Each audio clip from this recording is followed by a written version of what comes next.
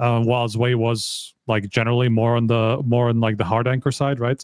But still can be aggressive in those positions, you know. So he could really slot in either way.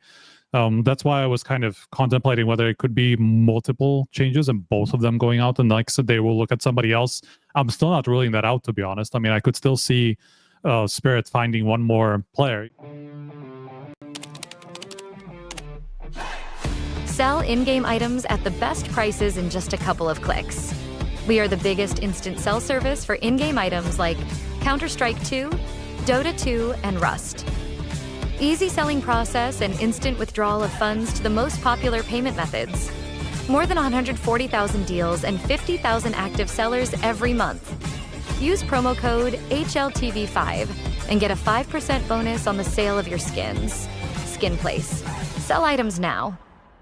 When every move counts, your chair shouldn't hold you back. Top esports players are switching to Anthros for unbeatable support and performance that keeps them in the game longer. Designed to support your unique shape and built with medical-grade components, Anthros is setting a new standard for comfort. Check out the Anthros difference today and get ready to fix your sit, because gaming deserves more than just a chair.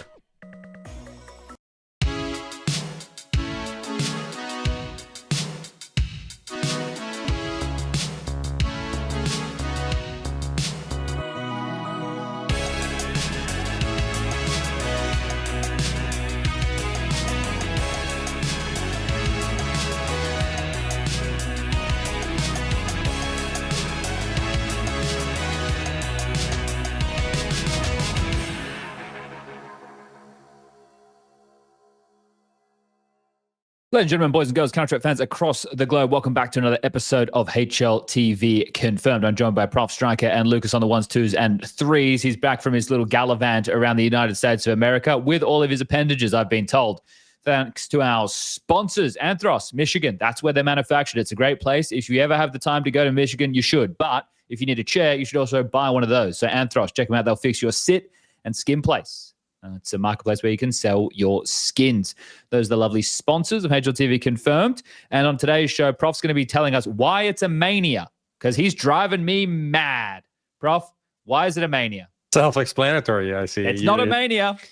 Well, I mean, why does it make you upset? I feel like it's just a great term. It works every time. It's like the last dance. Roster change every time. We just call it the Rostermania.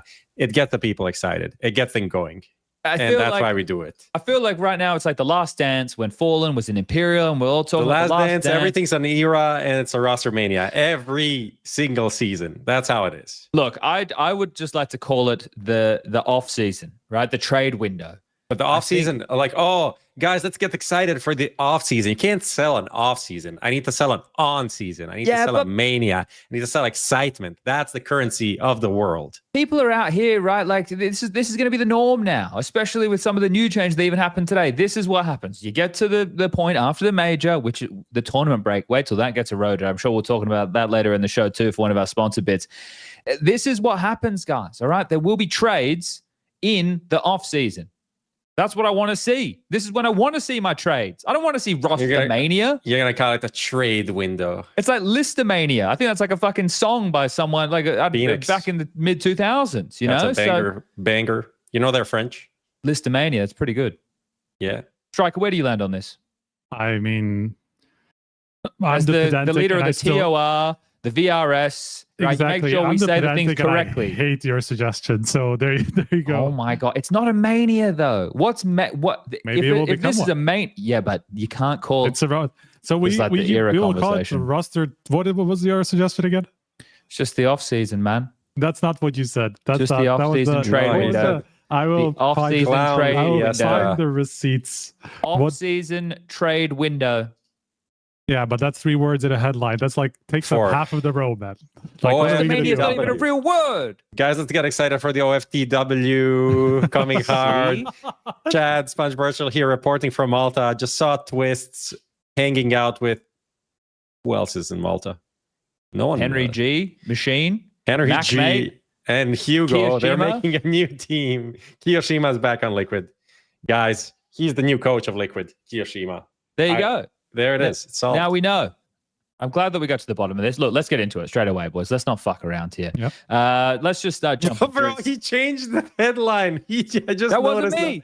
Who changed the headline? This is Lucas. No, that was the headline. This is Lucas. I have it right here. Off-season. There it is. Bang. There it is. Look at that. Off-season trades. Look at this. All right. And then we have on-season trades. But what if it's not a trade? Excuse me, Chad. What if it's not a trade? money is definitely going from one party to another party all the time. You know, money's just constantly being traded.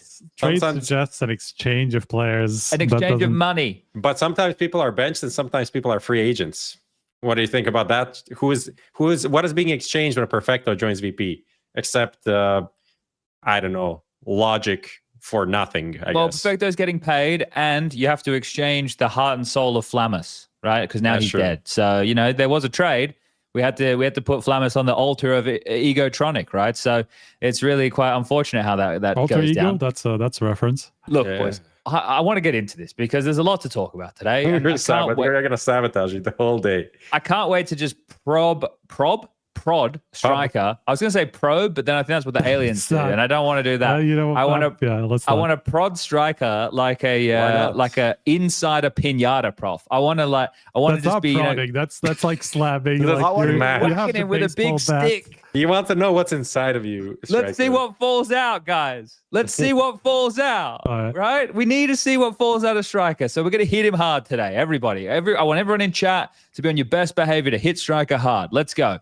Okay, out the gates, let's talk about Heroic. Heroic have signed Grix. He was playing with like Patsy and Kenzie and those kids over there in Russia under Aurora, and then they were known to something else because then Aurora bought the Turkish guys.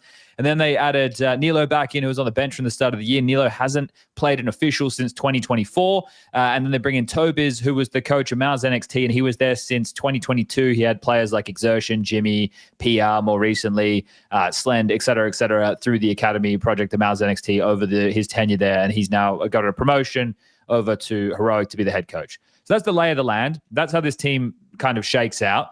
And it's exciting to see because Heroic have become one of the better teams at using lesser players and getting more. So that joins obviously LNZ Youngster and Tanir. And Tanir's been fantastic this year. The Belarusian alongside of Grix now. So what are we thinking, gentlemen, about these changes here? Are we happy with this? Is this par for the course for Heroic? Are they just going to keep farming money? What's the thought on this, Prof? Your boy Nilo. We haven't seen him. He's Swedish. Where is he? Where is he? Where's Nilo? They made a great announcement video. I liked it. It was very funny. Did you see it, Chad? There was a bench involved. I did see. Yeah, I was like, yeah, it was kind of a funny bench. Yeah, all the references. Good references there. Didn't say anything about it, which is the best thing. They didn't address it in any way, actually. So he just said, like, yeah, he's here. We've got him. I think overall, pretty solid lineup. I think they picked up pieces like a pretty, I would say, not really exciting coach, but promising coach, promising Opper, and Nyla, who's very promising, then just floated into irrelevance because, yeah, he couldn't play for whatever reason that was, and then sat on the bench, and Tanir came in and made that spot really his, obviously. So I think on paper, pretty nice lineup for, in terms of Heroic, right? I Which think is crazy. Like 2 years ago, Heroic was considered one of maybe 3 years ago now. Was a top org. Yeah, going for number one and all of that. But like the reality of everything is, they're doing good trades in the off season, as some would say, and staying relevant financially. And we still don't know what's happening with xCloud. Is he gonna go somewhere? Is he a backup if more changes happen? I'm not really sure. But I think both him and Anthony are still like very sought for potentially players. Sought after. Yeah. So yeah, I think they're in a pretty good spot and they can continue kind of on that like top 10-ish area where they've been this season. That's how I see them. Well, they lost, obviously, losing Saw and Sampaius, right? So that's the experience of the team, at least at the upper echelons of Counter-Strike. So now they get left with, they had these 6 months. Linus, we've obviously known in and out of NIP for that period of time. So he's been on our screens a little bit more than the other guys. Tania proves that he's pretty legit. Obviously, for Youngster, his performances are a bit more up and down, but those three have now gotten the experience these first 6 months. They've played, a decent amount of tournaments, and they've had some up and down results, but they've been able to get experience with the core, which is cool, because obviously this was the Sangao core that got poached at the tail end of the year to make up for what was going on with the Falcon situation. So now you find yourself in this scenario, and like I said, Nilo hasn't played an official striker since last year. Yeah. Isn't it just going to be another 6 months of more of the same? Like, should we expect more of this team? Should we expect less of this team? Do we expect the same from this team? What are your thoughts? I mean, I would kind of expect more or less the same. I mean, of course, we don't know where Grix is going to fall when he enters tier 1. Nilo, of course, doesn't also have that experience, and we also don't know, like, has he fallen off? Obviously he was, 5-time bold prediction from 2023. So like people already had him high on the list of up and comers like 2 years ago, right? But yeah, what do we know after half of a year? He's been on the bench for reasons not really known, right? So it's more of a question mark, like whether the 2 new additions are going to come up to form very quickly. But I mean, Heroic have been pretty great at scouting in general, and I think Grix was always going to be one of the pieces that one of these teams was going to pick up. I'm actually, to a degree, I'm even surprised that like nobody better, or nobody who is going to probably aim higher than Heroic has picked him up. It's maybe that had to do with, I don't know, the money involved. Who knows, right? Like, I mean, Heroic got a lot of money for all these transfers, so probably had some to throw around for a prospect like this. Generally, I mean, I'm happy about this, I would say. Also because they actually managed to keep Tanier, at least for the time being, right? Because if they had lost him, that would have had to mean xCloud would have had to come back, for them to not lose the core and all this stuff. And as much you hate as xCloud, so what's right? You obviously hate xCloud, so because you didn't want him to come back. But that's the one that I'm curious about, and like I did this little write-up about like what's next in the offseason, and honestly, like, and this is not even backed up by anything that I've heard or anything like that, but there's it can be an accident that xCloud, after performing pretty well this season, right, for Heroic being one of their key pieces, gets benched for no apparent reason, like it seems too on the nose not to be connected to Aurora. But then who would you... Okay, so let's just explore that for a moment, because we're still kind of on the Heroic thread. Yeah. Who would you replace on Aurora? Because I think Wakadia and Joda have both well and truly earned their place within the team. And then you could go, okay, well, would they want to get rid of Madja? Then which player in the team would in-game lead? I mean, we've been there before, man. Like, whenever... True. We've seen when they were back in Eternal Fire, right? Major was out, then he was in, then he was out again, and all this stuff. Like, they were throwing the in-game literal around like a hot potato. xCloud was also way more aggressive than either of Wakadia or Jota, right? So it would be like, if anything, he's more of a 1-to-1 to Xantares than anybody else, So it's like, it's interesting how they would even fit him in. But it's just like, where else would he go? Like, what's the offer he got, or was there another reason why Heroic benched him? Like, none of these, I don't really have the answer. I'm just curious, because it just seems very nonsensical for them to choose to bench him, right? Well, this is the thing, right? They had Nilo on the bench, and if they wanted to be bringing him, again, we don't know why he was out for the period of time he was out, and his potential, maybe they see that as higher than you've got the Swedish connection. But I agree with you. I think xCloud was doing a good job in the Heroic roster. I don't think he was anything to sneeze at, that's for sure. Yeah, but also if you look at Nilo, he's more of a 1-to-1. Like, if anything, he seems like such a jack of all trades from what he was in Metasport, because he was like kind of lurking on 3 maps. Then on 3 maps, he was like kind of a space taker, and on CT he's sometimes in anchor position, sometimes he's like, I think in some of the more active ones like mid ancient, that at least at the beginning you go kind of aggressive, you try to open up space, then you maybe transition into lurking, all that stuff. And it's like, but on T side, A is more of a youngster replacement, and so like there's going to be some switching around, so there could have been a better way they could solve it if they wanted to keep xCloud, who was performing quite obviously better than youngster, different roles and all that stuff. Like, you expect different things from your space taker, right? But that's not what they chose. So I'm curious about like if that means Nilo is like secretly more aggressive than we think, and he just wants to play more active positions, or if we're going to see some other way that they deal with it, like, for example, after Tanier, he can be quite aggressive for the roles that he plays, right? Like, he can be quite active. So is he going to transition into something more active? Like, how are they going to solve this? It's not really clear to me. Like, it just seems like there's going to be a lot of swapping around. Yeah, I guess, right, these are the thing with Heroic. Up until this point, they've always done a good job being able to scout the right players and work it into the team. Right now, obviously, having TOBIZ come in as the coach, when you look at the pedigree of players he was working within Mao's NXT and then who they've become in the upper echelon to CS, there's pretty good success rate there. So these guys being inexperienced and him coming in with this, I think it's a good project for them just to stay where they are, right? Like a top 16 team in the world. That's how I look. And then if these players start to deliver more and there is polish on them, because a common theme with a lot of the names we're going to discuss tonight is lack of matches on LAN, lack of matches against top 30 teams, lack of matches in general, right? Like that is going to be a common theme with a lot of these younger names. So the level of expectation, I can't get on the hype train and just get excited about all these new names because some of them are going to shit the bed.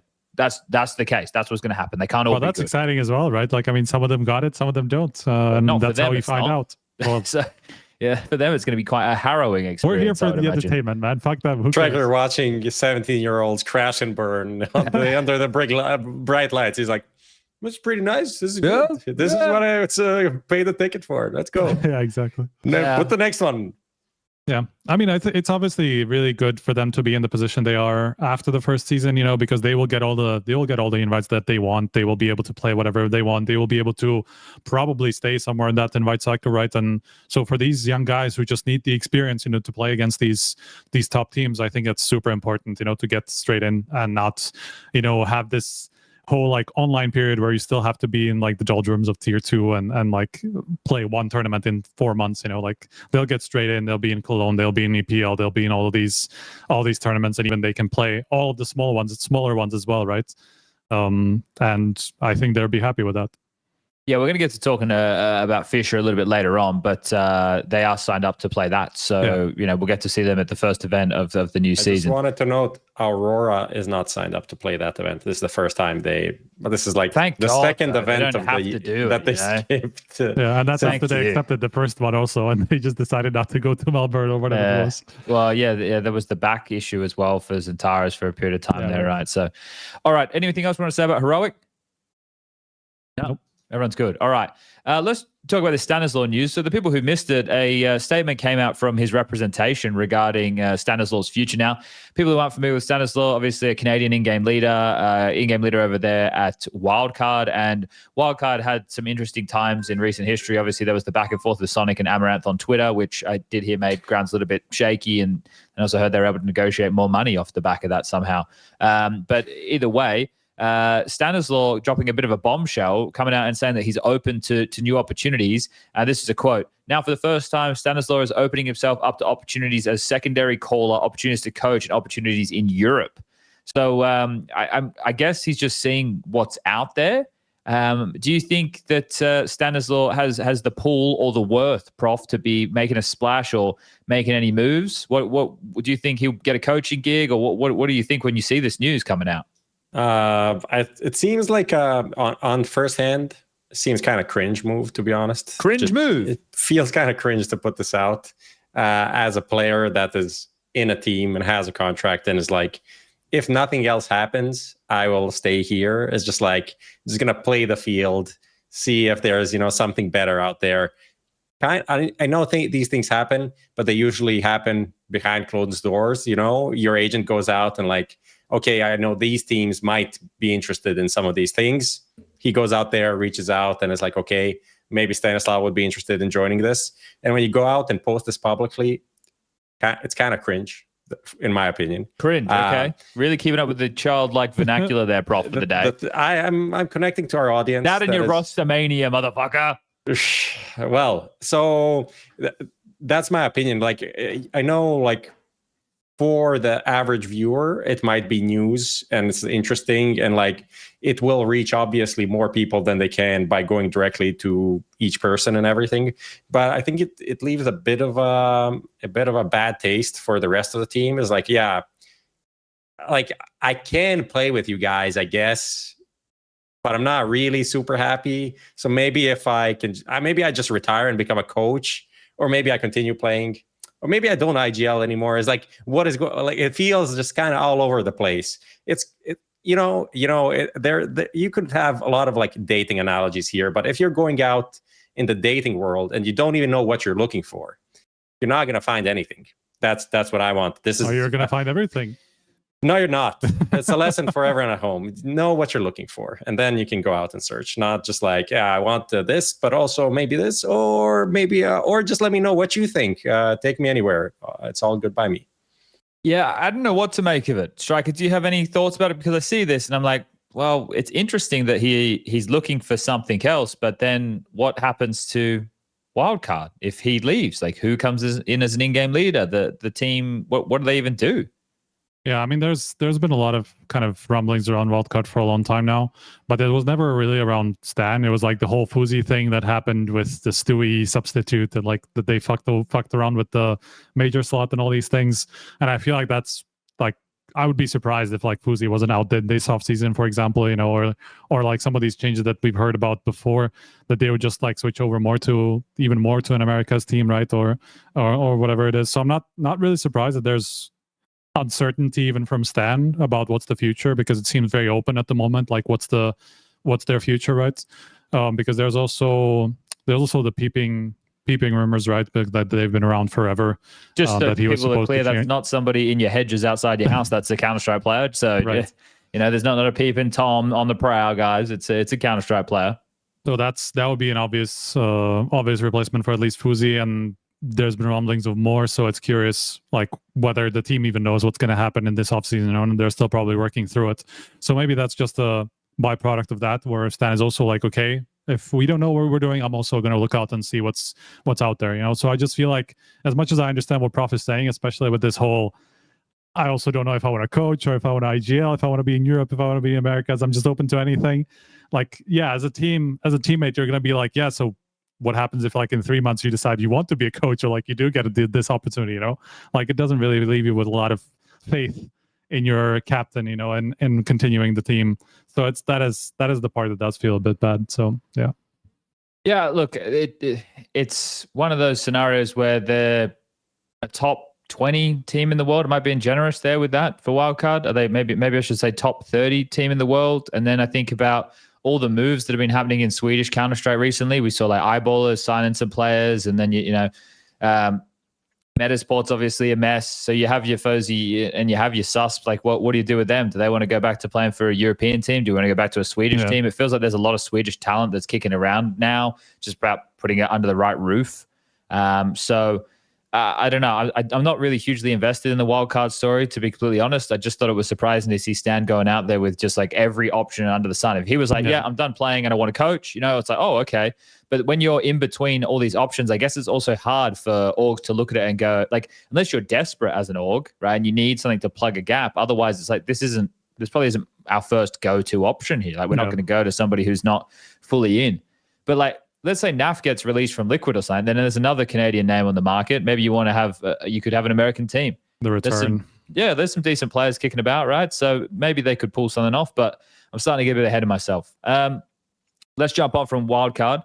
Let's jump into the VP. So last time round, we were having this conversation. There was just these tweets that were getting made. I think when we were doing our last episode, which was pre-recorded, Overdrive was saying like Flit wants to leave and Fame was going to go with him and they were going to join Paravision. And then next thing you know, Perfecto is announced on the roster. Next day, literally. Yeah.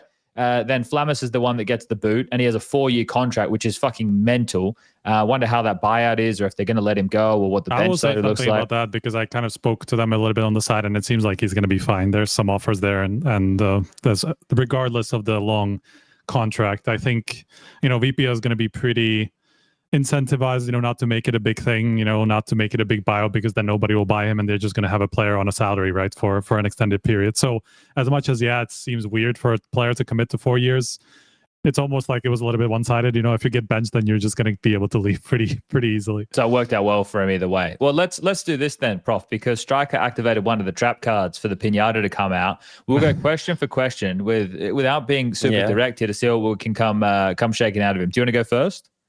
Talking about Virtus Pro? No, we're talking about Flamus. He said there's offers for Flamus. So let's try. I have no idea what those offers are. He's backpedaling already. No. What nationality? Is he going to speak Russian, Striker? What language? I mean, there's so many Russian teams that I would be surprised if it wasn't. Do you see him in a European team? Right. Yeah, I honestly did not hear a single name that wanted him, but just like from the VP side, I was told that there's interest, you know, and then they are looking to make it easy for him to move. All right, guys. Well, we have a hotline set up. It's 1-800-SAVE-FLAMUS. You guys can call that and donate to the line 1-800-SAVE-FLAMUS to see if we can get him out of jail. No jokes. Not his gameplay, not the greatest recently, and all of that. But his vibes on Spirit could be a good combination. Pick him. What could be a combination? Could be a nice combination there. The only problem is they don't really, do they actually need that kind of a player, or if they're going to shove him in the same roles he played in the VP, then it doesn't make sense, right? They need to give him a bit more space to be aggressive, and they already they got in a guy that can do some of that in zweih. I mean, it's not official, but from everything we know, it's going to happen. So, but yeah, I don't know. He's a pretty, I think, still malleable player. I think him on G2 could be cool. That could be like an aggressive piece where he could fit in. Of Malbs, right? You've got your two little hounds that you let off the leash. He was pretty lurky in Gamer Legion, like even though he was aggressive, like he was starting out from lurks a lot and then just like making things happen from there. So it could definitely work out in G2, like with the right changes. Right, because Hunter take over in-game leadership. I guess Saw maybe having his pick of the fifth. Or at least getting to help with those choices going on. And we know that they got a bit of money from the Monacy and Nico sales there. So there's plenty of homes that FLAMUS could go to. I just hope that he doesn't get iced out for the season. Right, that's the worst case scenario right now. If you get stuck on a bench or on a contract, or you don't get picked up in this trade window, then you just find yourself iced out most likely until the start of next year. So that's one of the things that sucks. But 6 months can go pretty quick in Counter-Strike, as we've seen. And somebody who has been iced out for a while is Perfecto, which is so interesting to see. Like, was he that desperate for an offer? He thought, yeah, Electronic as an in-game leader worked out so great for me last time. Let's do that again. Like, what's going on with this choice, bro? What's he thinking? I love how he's saying you're kind of representing this as this is a bad move for Perfecto, who for a year and a half, almost a year and a bit more, has not been able to get a team. Like, how is that? How is this a bad choice? He's going to Virtus Pro, one of the best, like, most established orgs in the Russian-speaking, part of the world. Playing with, on paper, should be really good players. I don't see how it could have worked out better for Perfecto, unless he got like some fucking I don't know if even the simple Yakindar story would have been better than this, right? So he didn't have any. It felt like it would be a much lower ranked team for me than Virtus Pro. Aside from the fact that Virtus Pro has been horrible this season and all of the issues and just the roster change itself is such a question mark still in my head. Does it solve any of the problems? Does it make them better? What do you think? Well, I think it is a better signing than signing another aggressive player and putting him in this role, which is fucking tired of seeing this on Virtus Pro again and again, almost every year. So at least they got a guy that kind of fits what they need and where they want him. So that's nice. But I think it changes things massively? I don't think so. Do I think it changes things colossally? I do not think so. And then he has to get back on the bike, right? He obviously played some of those like Serbian lands or whatever throughout the last year and a bit. But yeah, Cloud9, that was the last project, and Cloud9 really didn't work out. So then the fact that if it is true what Overdrive was saying, that Flit and Fame were going to leave, and then Perfecto coming in like saved it, does that mean that like Flit and Fame had a problem with FLAMUS? I know there's too many Fs. That's an interesting. That's an interesting. Too many Fs. That's the only reason, I guess. Yeah. But right, like the mind wanders a little bit. You start thinking, okay, so why is this like this? Like, why is Perfecto coming in the thing that saves Flit from wanting to leave and go somewhere else? Maybe they wanted to replace Fame with Perfecto, and then Flit is like, "You're not going to kick my homie. We want to major together. I'm leaving now too. We're going to play with James. We also want to major with. Fuck you guys." Kick it was in-game leading, and Dustan's over there too. So we're getting the boys back together. And then like Sean's like, "No, don't leave. We can do anything. We can have a open relationship if you want." And I was like, "What?" And he's like, "Yeah, bring back Perfecto." And now they're together and in a polycule and everything's great. Bloody hell. Someone, Prof, you need to go like beat your meat after this or something, mate. Like you're real horny, real relationship driven today. You're going to have to get that out of your system. We're talking about roster changes, mate. You're getting hung up on all this. Like, I told you it's a mania. See? Yeah. That's what makes it a mania. There it is. But it might be something like that. Jokes aside. But yeah, I think, I don't know. I don't have any huge expectations for Perfecto. I think, so I'll say this. First of all, I think I love Flamus. I think he is a bit overrated for a few things. First, he had a good few matches at the RMR Major last year, which is always the event that a lot of attention is there. So when people do well there, it's kind of like the World Cup in football. People are like, oh, this guy's going to be the next big thing. It's just one tournament, right? That's one thing. He was in Gamer Legion, which is an exciting team. Everyone likes them. He's a likable guy. He's kind of like, he's a good-looking guy. He has like a good energy. He has some jokes. So it has all of these things going for him that we're like, okay, this guy is like a 6 out of 10 on everything we saw. But all of these little things makes him like, oh, he's going to be a fucking next superstar. I don't think that's realistic.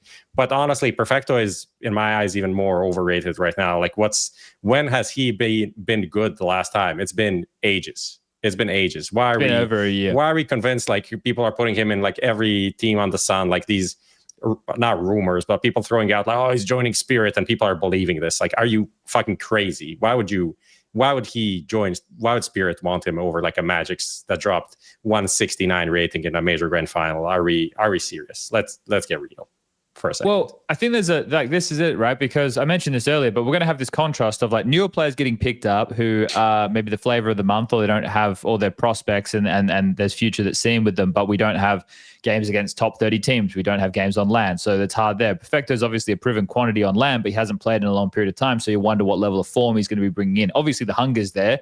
He wants to get back in the server. That's clear. But in terms of what he's going to deliver out the gate. So maybe VP is a good home, right? Because it's not like, it's not a top team straight away, but it's still a team inside the top 20. I think the problem is still electronic, realistically, and how some of the calling and everything, how the team worked. Well, it did look together. better at the major overall than it did. It was when hit electronic and dropped a 1.20 rating, then it looked great. When he was dropping 0.8 ratings, which is literally the event before that, then it looked like shit. So I don't know if that's something that can be consistently had moving forward. And now it's just Icy who's going to have a problem getting yelled at, whereas the rest of them are all used to it. So, they've been able to deal with that as well. Okay, let's jump into our next one, because you were just talking about Perfecto, he's been iced out, and Spirit. Well, the Zweih is kind of the Flamus of fucking Austin, wouldn't you say? No, I would say that's even way better than that, to be honest, because I agree with Prof. Like, I think so Flamus had like 2 amazing maps at the major, and like obviously like that peak was amazing, but the rest of it was just kind of up and down, like very aggressive player who just, will fail a lot of opening duels, like a lot of the time will cost his team rounds as well, right? But then he has a couple of really great maps that make people look like make people think that's like what we expect from him now. So I agree with that in general, that like he was exciting to watch. He was super aggressive, and like I hated the way that they neuter him in VP, because suddenly like everything that made him so exciting was just gone. Yeah. Like from one tournament to another, just like completely gone.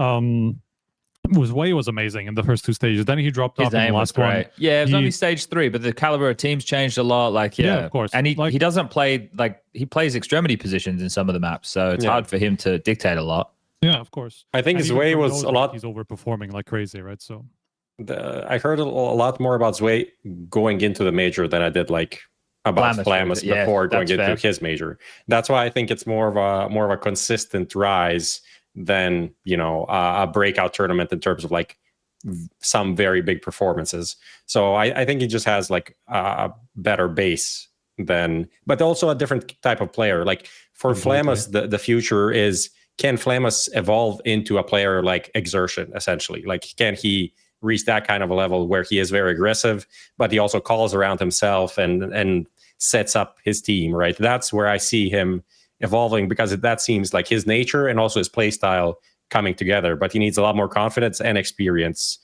to do that in a team of a higher caliber. So I think that's the potential, but it's not something you can really easily achieve. There's not a lot of players that can do that on a high level. So with zweih coming in, right? Let's focus now on this spirit change. So it's meant to be for magixx, right? Is that what you're hearing in the backlines, Mr. Striker? Yeah, I mean that was kind of the suggestion for sure, and that seemed it also like it was very up. Like if you look at roles, like it's almost like exactly 50-50 between him and Zontix, you know, and like whereas zweih used to play in Amiga, you know. But regardless, like let's say Zontix's are maybe more aggressive, like he has some of the more aggressive spots, like, you know, Mirage short and some of these things, you know, that's, you know, where he can do a little bit more, while zweih was like generally more on like the hard anchor side, right? But still can be aggressive in those positions, you know, so he could really slot in either way. That's why I was kind of contemplating whether it could be multiple changes and both of them going out, and like so they will look at somebody else. I'm still not ruling that out, to be honest. I mean, I could still see Spirit finding one more player, even if it's not Tanir, who has apparently, at least for now, committed to Heroic for another season or for whatever time, because they've confirmed this is their final lineup. Yep. So that's the important detail, right? And that would have been the other piece that would have been the obvious pick for Spirit, right? Now you're getting into a position where it's a lot more up in the air, like whether who you pick up is actually going to be an improvement over Zontix, right? So, or magixx, like let's say, depending on like which positions you want to replace. So overall, I like it because, I mean, magixx, as much as there was a good reason why he was there for 7 years, like he always picked up the shit spots, right? And I think, especially in recent times, you know, from the Shanghai Major peak, even heading into the first half of the year, he definitely looked like he was improving his performances. Maybe he was still very up and down, you know, he still had games where he was just completely disappearing, right? But definitely had his ceiling definitely improved, like since that Shanghai Major. It just seemed like his confidence was a little bit higher. And so like it feels almost bad that it's at this point that he's going to get replaced, but who else do you replace if you're Spirit, you know? Well, like is it just one change that you're hearing? But that's what I was saying. Like I still wouldn't rule out two. I think that's definitely been a like a contemplation there, at least. I don't know if they just have the right piece now that Tanir is not available. Let's just another question, a hypothetical. If Heroic would want to sell Tanir, but want to also keep the core VRS points, how long would they have to wait? How many tournaments do they have to play? I mean, just like until the end of the month, or is like if they play just one tournament, can they just make one change after that? Well, the issue is that they will get, so Tanir will be on the lineup still, or like they will have the trio of, like, let me see what's the actual lineup on the ranking, just to confirm. So it's still Sampaios and Tanir, right? And xCloud. So effectively, and now July is going to be the big invite ranking where it's like 7 different tournaments are going to be decided based on this. So it's effectively, you will have to probably keep him until like October. So the July, like you mean July 7th? Yeah, July. So in 6 days' time, and they can't update the roster until then, you know, and you have to keep a core if you want to play at tournaments, right? So they would have to keep 3 of LNZ, Youngstar, Tanir, xCloud, right? Oh, like, let's say depending on if there's a world where he comes back. And so they will play something like, if they do accept all these invites, they'll play like 5 tournaments. Yeah, I'm looking with that core, you know, so they will have to keep him for quite a bit. We can bring this up very quickly. So on July 7th, we'll get invites for Blast Bounty Season 2, CAC, EPL, FISSURE, Playground 2, Starladder Budapest. So 5 tournaments. Yeah, and there's also already EWC, which they got an invite for, and Cologne, which they already got an invite for. But right? For that, they can change a player. No, they can't. Okay. Because they lose the call. They also have the core with Tanir, right? So the xFlag could come back in, but that would be the only way that would be able to work. Yeah.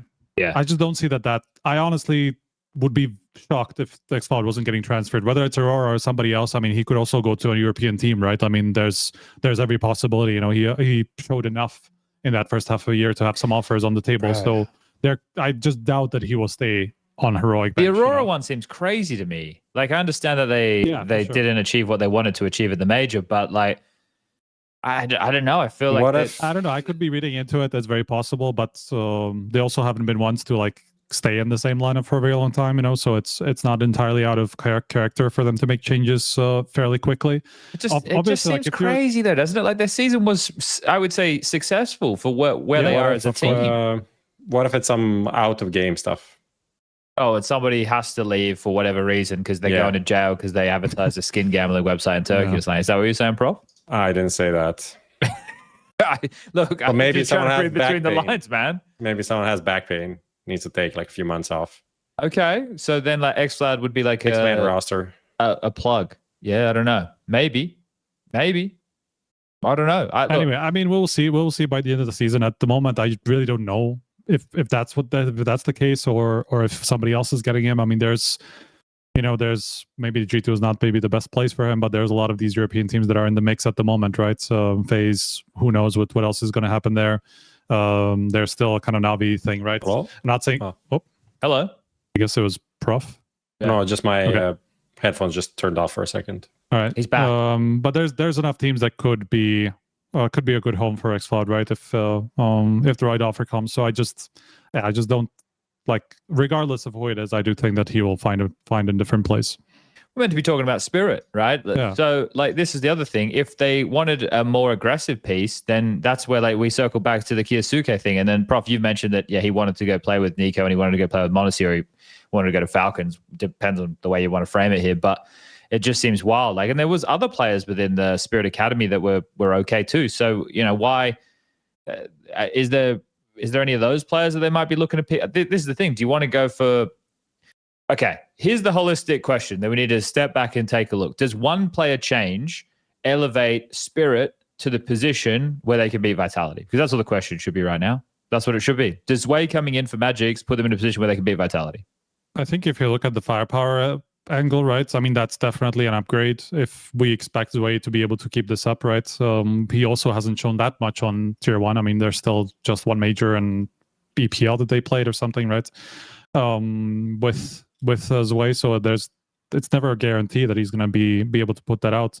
But like every time you see a team have strong anchors, and I think Zontix is still pretty solid even if he stays, in terms of more stability than like high peaks or whatever like that. Like if you have reliable anchors and then you have a Donk and Shiro, like why wouldn't they be able to upgrade, at that point, or like start challenging Vitality a little bit more, win a couple of titles over them at least.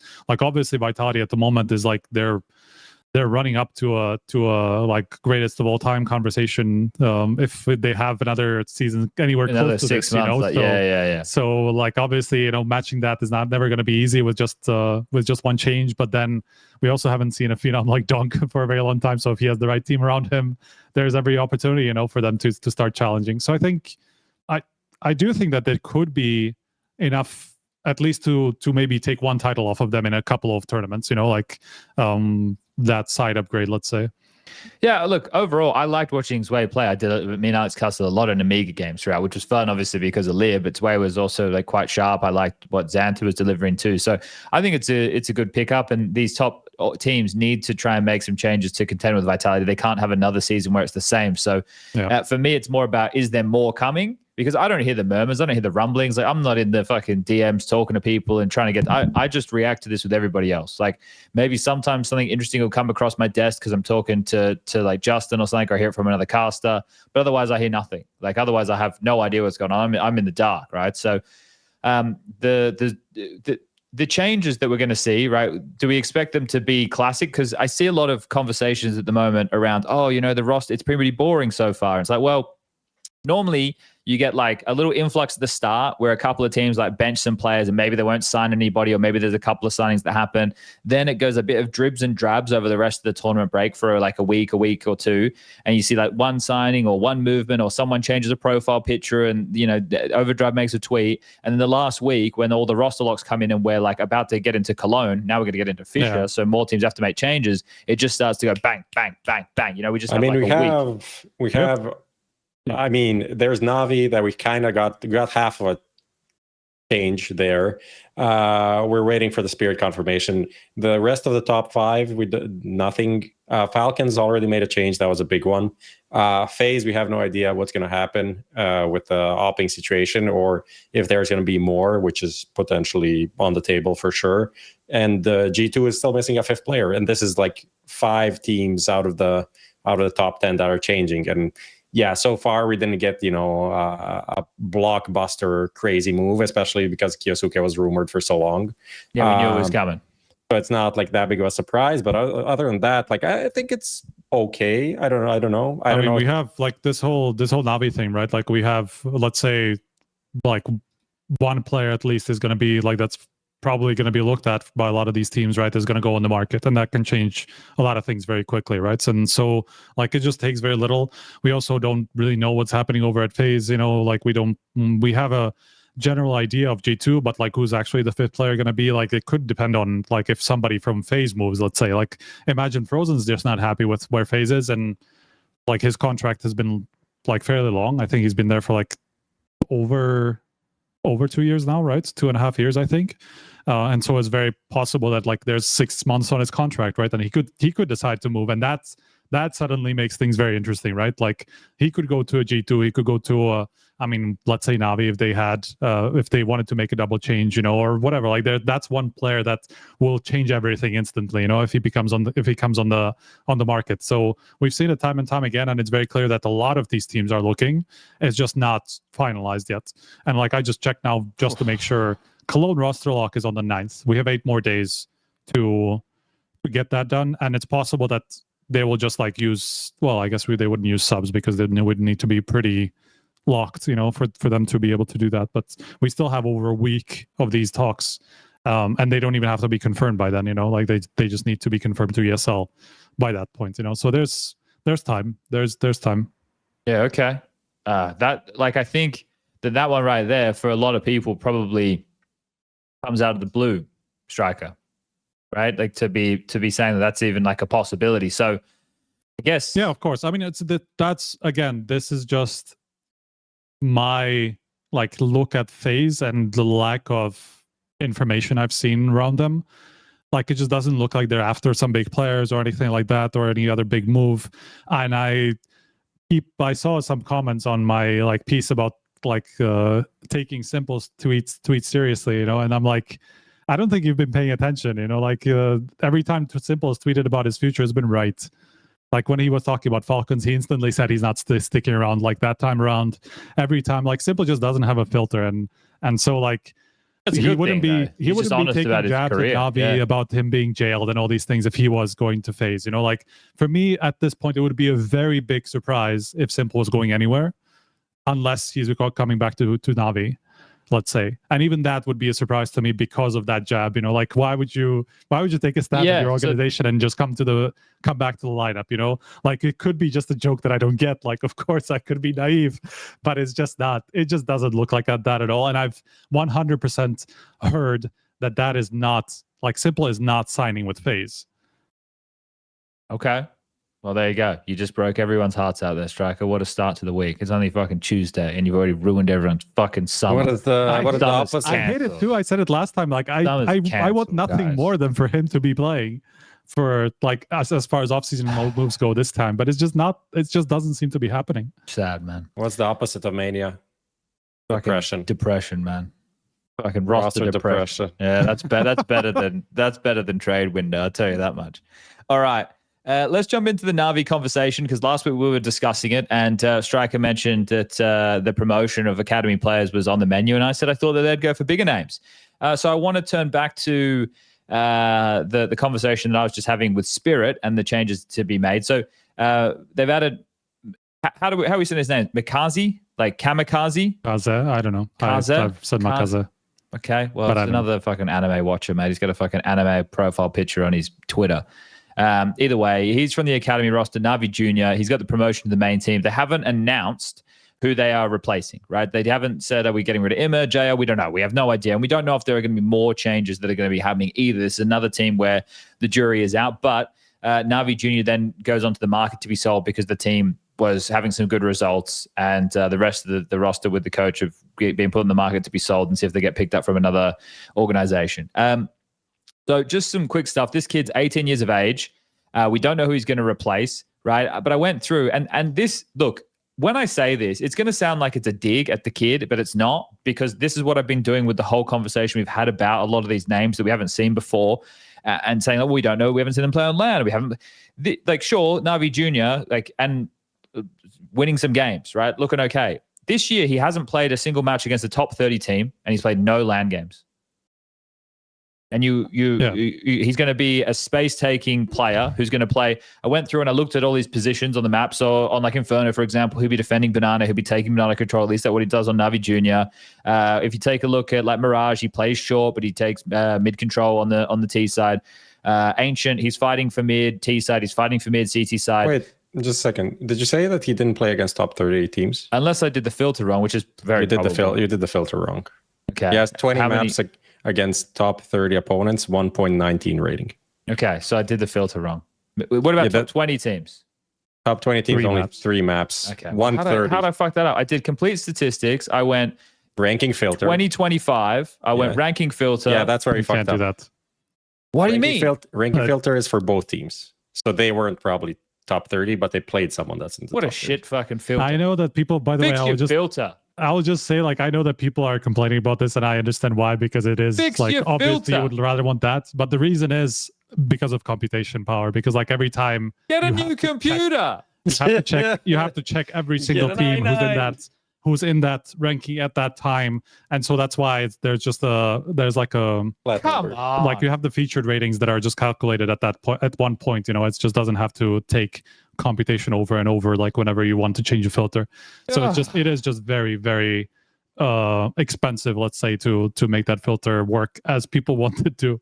There's your fix, your sit for the week, Prof. Get that one fucking on the get Nomad on the line. What's going on, man? Clip it, guys. Send it. Devs are going on vacation tomorrow or something, so they can fix it in one day. Point stands. No land games. What are you gonna do about that? You can't dispute that. Maybe some LAN games in LAN cafes in Kosovo. He did have a lot of them over there, but that's about it. That's possible too. XP Game Fest, 2 years in a row. Yeah, look, my point here is we're just killing all your points, man. You're getting destroyed here. My point here is right. Like we're getting excited about all these young guys, and I was watching some of like his VODs. I saw him being toxic on FaZe. Like he's only 18, so that's fine. You're allowed to be toxic on FaZe when you're a kid. I think that's all good. But I was watching like some of his highlights and stuff on YouTube, and I'm like, okay, yeah. And I looked at his positions he was playing, went through Skybox Edge, and I was checking it out. And I'm going, okay, so well, the positions he plays, it would make sense for him to be replacing Immer, but James is out here saying that Immer's not the one going. So you're saying, yeah. So if Immer's not the one going, then does that mean he's going to play different roles in this team? And then if that's the case, okay, right? But then I return to the same question I asked for Spirit. Are we ready? NAVI right now. Enough.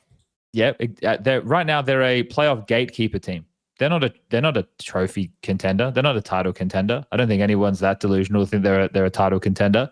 So does this one change of him coming in to replace any player? I'll let people in chat. I'll let the two of you. You can pick whatever player you want to place on NAVI. Actually, they could even play with 6 against Vitality. I still don't even think it'll be enough, right? They can whoever you think that they're going to replace. This kid comes in. Is it good enough to beat Vitality? No, bro. Like what are we doing then? What are we doing? Okay. What are we doing then? But not even like we're not even saying like consistently beat B number 1, you know, the best team in the world, but like have a solid 1 in 10 chance. 1 in 10 chance, as Blade said. No, they have a 1 in 10 chance. They need like like 3 in 10. 1 in 5. 3 in 10, 4 in 10 kind of a chance going on situation. Yeah. I mean, that just depends on whether makazze is good enough, right? Like we can't really say that until we see him play. Is one change enough? I think the problem was like with NAVI. So the original NAVI, like when we were like, yeah, the major was a fluke and all that stuff, we were saying how they have no stars. Then we went to saying they basically have like 3.5 stars, you know, like it just depends on which one of them are on.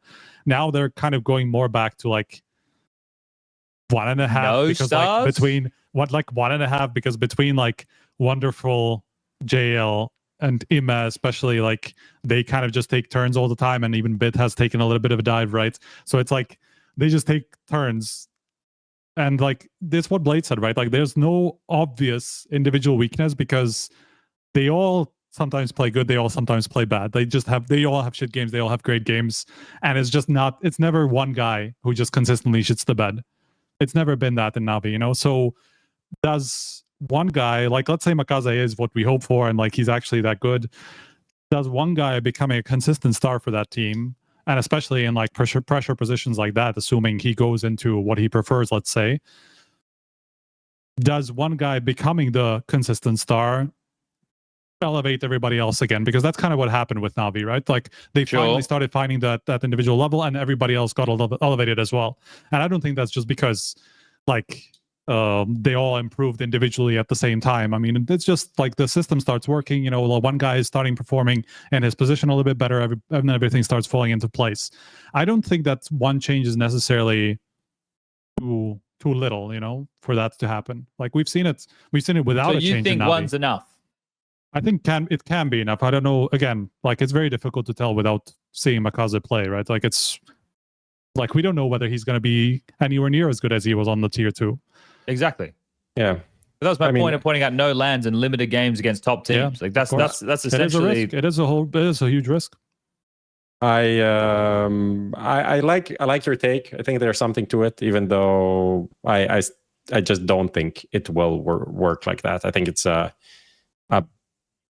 big ask from this guy, and we'll see how it works. Obviously, Blade, great coach, worked with a lot of young talents in different roles, helped shape electronic back in the day, and Flipside, Simple later on, you know, definitely had his peak under him. So maybe he can shape this guy into one of the new stars, rifling stars of tomorrow. I think it would be great to see, but I think it's going to be a difficult task. We can pull up the thing from Twitter, Lucas, when you have, just for what do we this is a question for you, Chad. You're the expert on this one. Yes. New bio from JL saying content creator for NATO Sincere.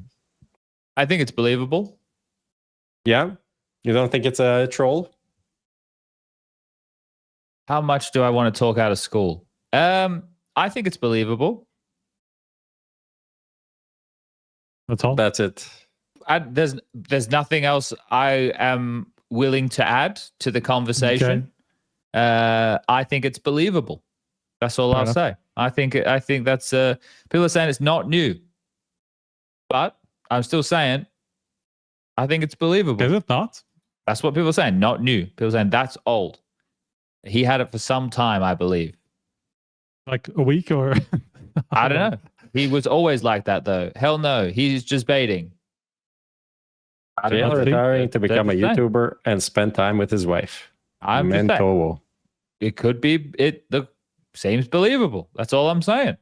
I mean, if we have sources close to Navi, which is James Banks, that is as close to Overdrive to Spirit as we can get. That's true. That's true. He was just at JL's wedding, so that's true.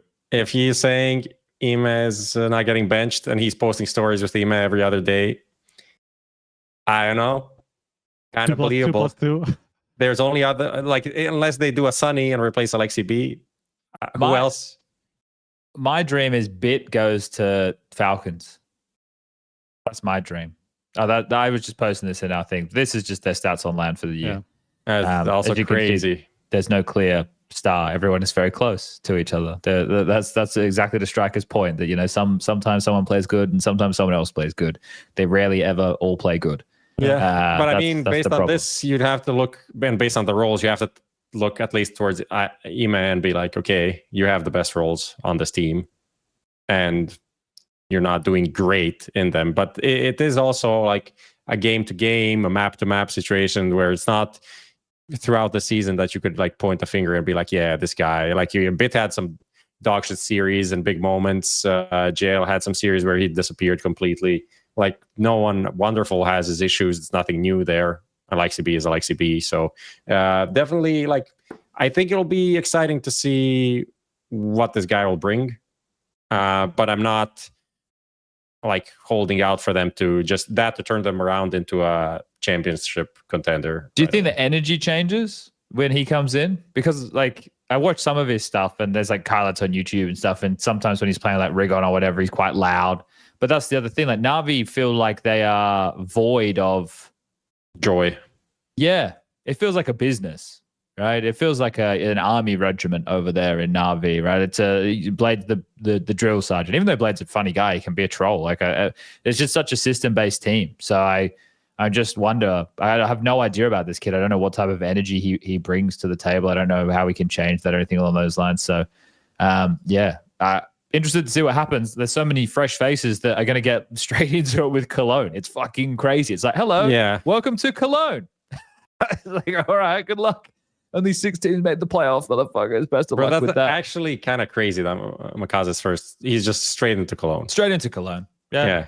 It's like from XP Fest 2023 to Cologne. That's fucking wild. It's what I was. I mean, it's in line with what I was saying. I don't know, a few episodes ago, like when we were talking about NAVI, probably prior to the majors, when is that it just, especially in this position, where you don't know who's really to blame. You just need, like, at some point, you just do need to make a change just to freshen things up. And like after 2 years, I think recovering from such a low is going to be difficult without a roster change. Just then, like, everybody just becomes much more locked in, like automatically, just almost, unless it's like a disruptive element, like it's a guy who's completely toxic and it just like sends your team to oblivion. So I think regardless of makazze just being as good as whoever he replaces was, 105, 106 average rating over the season, probably they'll improve as a result just because of that. All right, let's keep it moving. So there's been a lot of Swedish news, nothing too crazy, but Prof, as our resident not Swede, have you been keeping tabs on this? Is anything exciting you out there in the Swedish forest? Honestly, I haven't. Maxter's back. You're a Maxter guy, weren't you? No, I don't think so. I don't think so. I was never really huge on this guy. Actually, yeah, I was actually quite disappointed with some of the stuff I saw when he came into NIP. He was struggling quite a bit. And then he took like some breaks for mental reasons or whatever it was. I don't know, out of game reasons. A classic Swedish thing. Nilo, him. All of lack of vitamin D, I think. It's the woke agenda up there in Sweden, just taking mental breaks all the time instead of just playing through and grinding. So you forget about all of the issues you have in life. Anyway, yeah, I don't know much. I saw a few changes. No left PC game. I will say for Sweden, if FUZI is free, going to Metasport, that would be a good upgrade for them to be like a decent team, maybe for what's his name, Lumi. Lumi. I think not for, if they want to be like a top 30 team or something. I don't think he's cutting it for that level. I know FUZI has also been up and down, but I think there's a lot more potential and obviously a lot more experience now. He played like 2 majors and a bunch of like tournaments around the world. I think that could be a good move for Metasport, and they seem like a forward-thinking org that's going to make a move like this. What about Pleasant leaving Alliance, bro? I thought he'd be all over that. This whole segment was just for you. Pleasant, one of the GOATs back in the day. I remember casting a lot of his games in Counterpit Season 6 and 5. He was playing with DJL. That was a good vibe, a good vibe mix. I think they even won one of these tournaments. But Alliance, great team. They just won something recently in Sweden. Was it glitched or something? So props to them, but not super. I don't think there's a lot of like international level potential.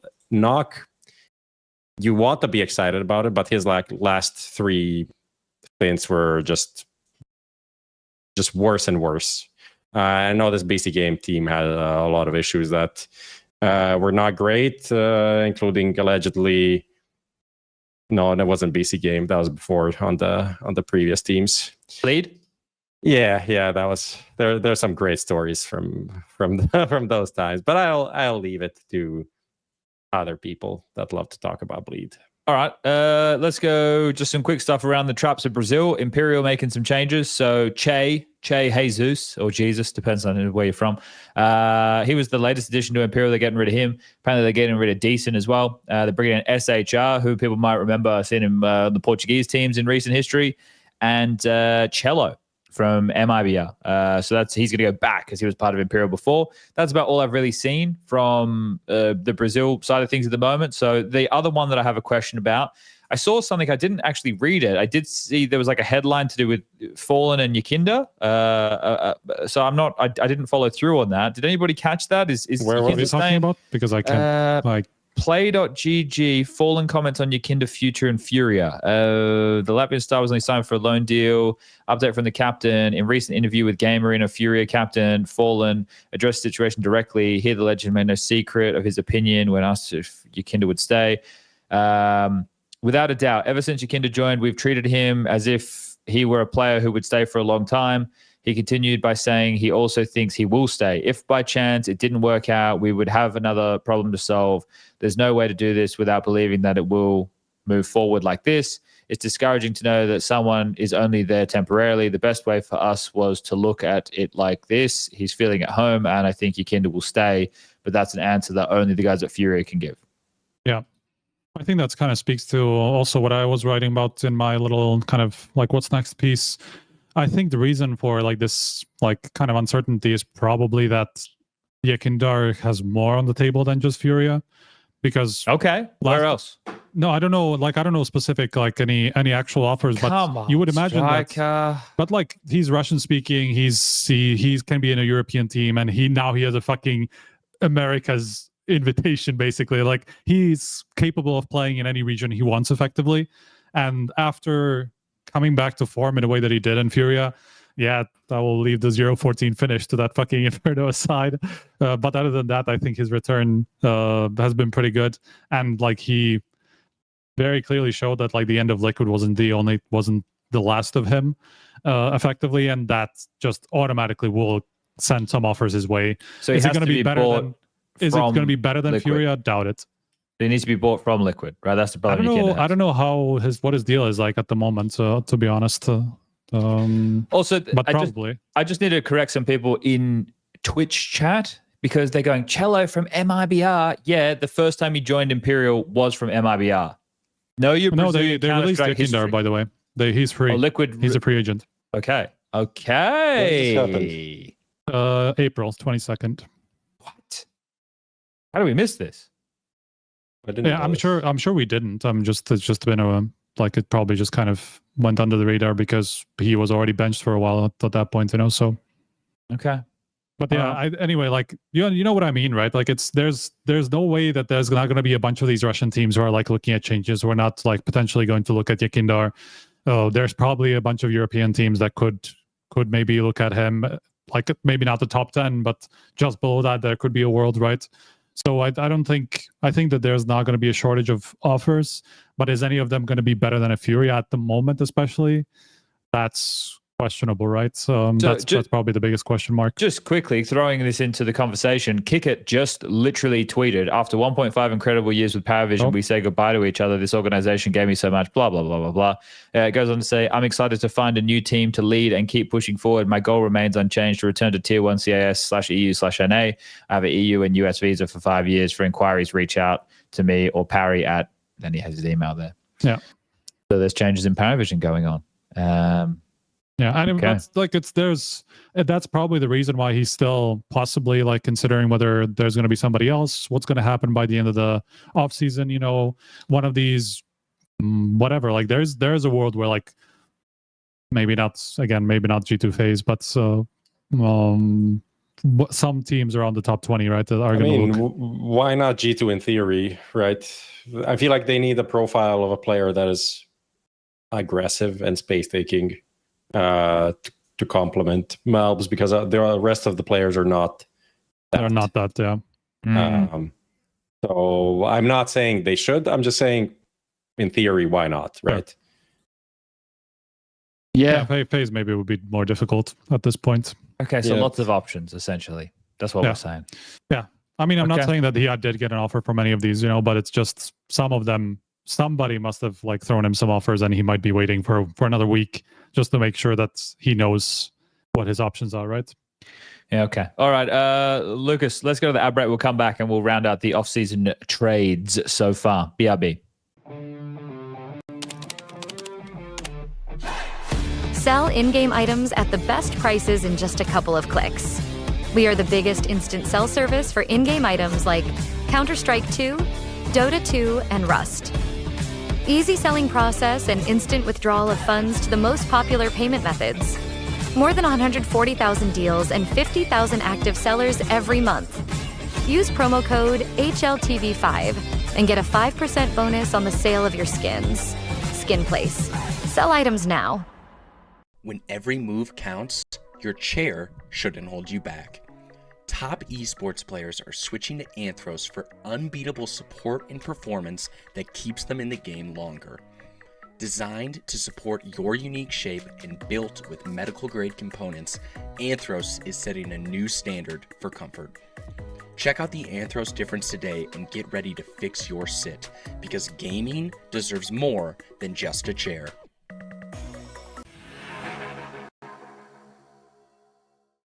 Yeehaw! All right, we're back in business. Let's keep this one kicking along. Now, on HLTV, you guys released a free agents list just the other day. Now, we don't really need to get stuck into it because there's a shitload of names on it. But from those names on the list, gentlemen, is there anything that excites you, right? Like, it starts with Dexter. It goes all the way down to a fucking Crucial, right? Like, this is we're going, yeah, exactly. We're going through all the players. Like MBK's on the list. We've got Ariel on the list. We've got Fang on the list. We've got fucking Volt on the list. It just keeps going. Then you got benched players. Right? You got your Dexters, your Simples, your cadiaNs, your magixx, your JKSs. There's a bazillion fucking Brazilian players. Hampus is there. Right, there's so many players on this list that people can go and take a look at on HLTV. I can't put it in the chat, I'm not logged in, but people can go and find it. The article is called Free Agents and Transfer List of Players of the 2025 Offseason. Shout out to Drake. You know, he said offseason, not Rostermania. What a guy. But yeah, any names here that we should be excited about? Any names that we think will get picked up, that we think won't get picked up? What are we thinking? Oscar? No, I don't know. he's a joke. Okay, great. I think that there's this. I mean, one of them is already kind of rumored to be joining Game Religion, right? Kersey, there's this French hopper. That was. I think Carol must have said that. So yeah, I mean, Slender's already been benched, right? Like we know the oppers are. There's a changing of the guard. Yeah, I'm just like looking through it. JKS to fucking FlyQuest would be good if that happens. That's one that, you know, for me in Australia would be nice. Other than that, I'm just scrolling through the list. It's hard to see, like, there's so many names on here, and it's such a mixed bag. You have experienced players, you have those who are fresh faced. You know, the players who are on the bench. It's going to be tough with a lot of these names on the bench to really going anywhere other than forming teams that are probably outside of like the top 30. Right, like what do you do with a cadiaN? Like, where does cadiaN even go? That's the crazy part. Like everybody's just. I don't think I've seen a cadiaN on any one of these. Like people have been looking at this page and like building their favorite rosters out of the players that are available. Like I think I've seen like 1% of them have cadiaN on it. Like it's kind of crazy. Well, you could come to the analyst desk. It'd be great to get him back up there. It's been about 10 years since he joined us there, so it'd be nice to get. He did a blast. Yes, true. Somewhere like late last year or something. Yeah. Well, but that's when he was in and out. He had that whole weird period of time that went on, didn't he? Yeah. I don't know. Like I look at this list, there's nothing crazy that's jumping off at the page and just going, oh yeah, that guy has to be picked up. What about Dexter, the Australian Dexter? What about Floppy to M80 for Swisher? What is Floppy doing, bro? Well, no, he got fucking let go from Cold, didn't he? I know, yeah, but we literally haven't heard of him at all. Probably been playing Valorant. He loves it over there. Yeah. No, I think that makes sense. That's a decent one. I guess Haiti is going to go somewhere as well. Yeah, well, he just left Monty, right? Parted ways with Monty. Yeah. Yeah. I mean, look at this. JKS, xCloud, Hades. That's 3 good players together. Why do you hate Dexter? You said Dexter or Dexter? Dexter. Well, nobody's Right. talking about Dexter. Well, no, that's not true. The public's talking a lot about Dexter. Do you Yeah. reckon the people behind the scenes talking a lot about Dexter? I don't know. I can say I don't think he's joining FaZe. See, if Striker doesn't know, then nobody knows, guys. So yeah, I mean, doesn't seem too likely. Like yeah, same. Haven't heard him in like any combinations from anyone. Or like, you know, of our inclination. Also, the problem of like, apart from FaZe, who's looking for an upper.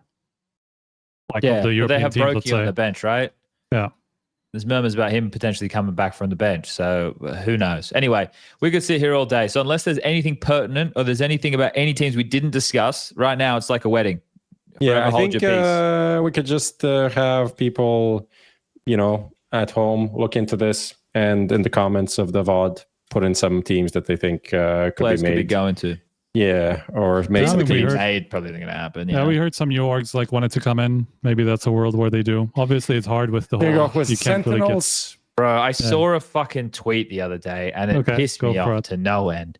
It was somebody like retweeting 100 Thieves thing. It's probably because like Nadeshot was opening thousands of dollars worth of cases, which that was fun to watch. But it was like, oh, if 100 Thieves come back, that's such a huge plus to North American Counter-Strike. It's like, guys, it's not a huge plus because they're going to come in, they're going to stay. When they don't get sticker money because their team's not good enough, they're going to leave again. It's not good for North American Counter-Strike. You want an organization like a Complexity who's actually in it for the long run and actually wants to be a part of the Counter-Strike space.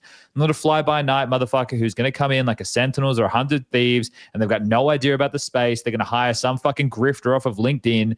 They're going to have no idea what they're doing. They're going to waste all this money. They're going to have inflated salaries. Some guy called fucking, I don't know, who we got here? Breeze could get another contract for 40 grand a month again and buy a couple more You know, the worst diamond part is, encrusted Rolexes. It's not good. For a bunch Bad. of these teams, like there are little actual teams like kind of available, you know, that you could pay you could have like a $15,000 a month budget for, and they would be ripping your arms off because they have nothing for months and years. Sometimes some of these players, you know, haven't been on a salary for I don't know how long, you know, and like. Yeah, it's not going to be exciting. It's not going to be a massive fucking boom. We're going to be competitive in the tier 1 or whatever. But at least you're doing something, right? And like you're building something of a base I don't care about that you can help. striker. But that's the point. Like they don't give a fuck unless they can Of get course. into a major or be in the tier 1 scene. But if you want to be in the tier 1 scene, you either have to buy out a core or you have to spend a hell of a lot of money to try to get the players that you want. And they're not going to be North American because there's no players there. So yeah, I mean, if you want to do something, just fucking allocate $15,000 a month to your Counter-Strike division. Work with that because you're going to be able to build teams with that. And like teams that are like regularly playing in North America in any of their tournaments. Yeah, well, the fucking Blue Moon or something along those lines. Let's keep moving forward. All right. Right now, so some news has happened while we have been podcasting. Let me change the title here. This one won't take long to talk about. Okay, so ESL have added third place deciders. They've scrapped all their show matches. This will be happening from EPO onwards, so it won't be happening for Cologne. The thing that was the issue with this before was you needed to have the prize pool distribution to change, because previously, if people haven't been paying too much attention, in the way that a single elimination bracket would work is 1 and 2 would obviously be separated, but 3 and 4 would be on the same tier, right? So right now, they have been able to, for EPO, which has a different format, but let's just use like Chengdu, for example, that's the 16 playoff. You've got 1, 2, 3, and 4 with different prize money distribution. Then 5 to 6 will be the same.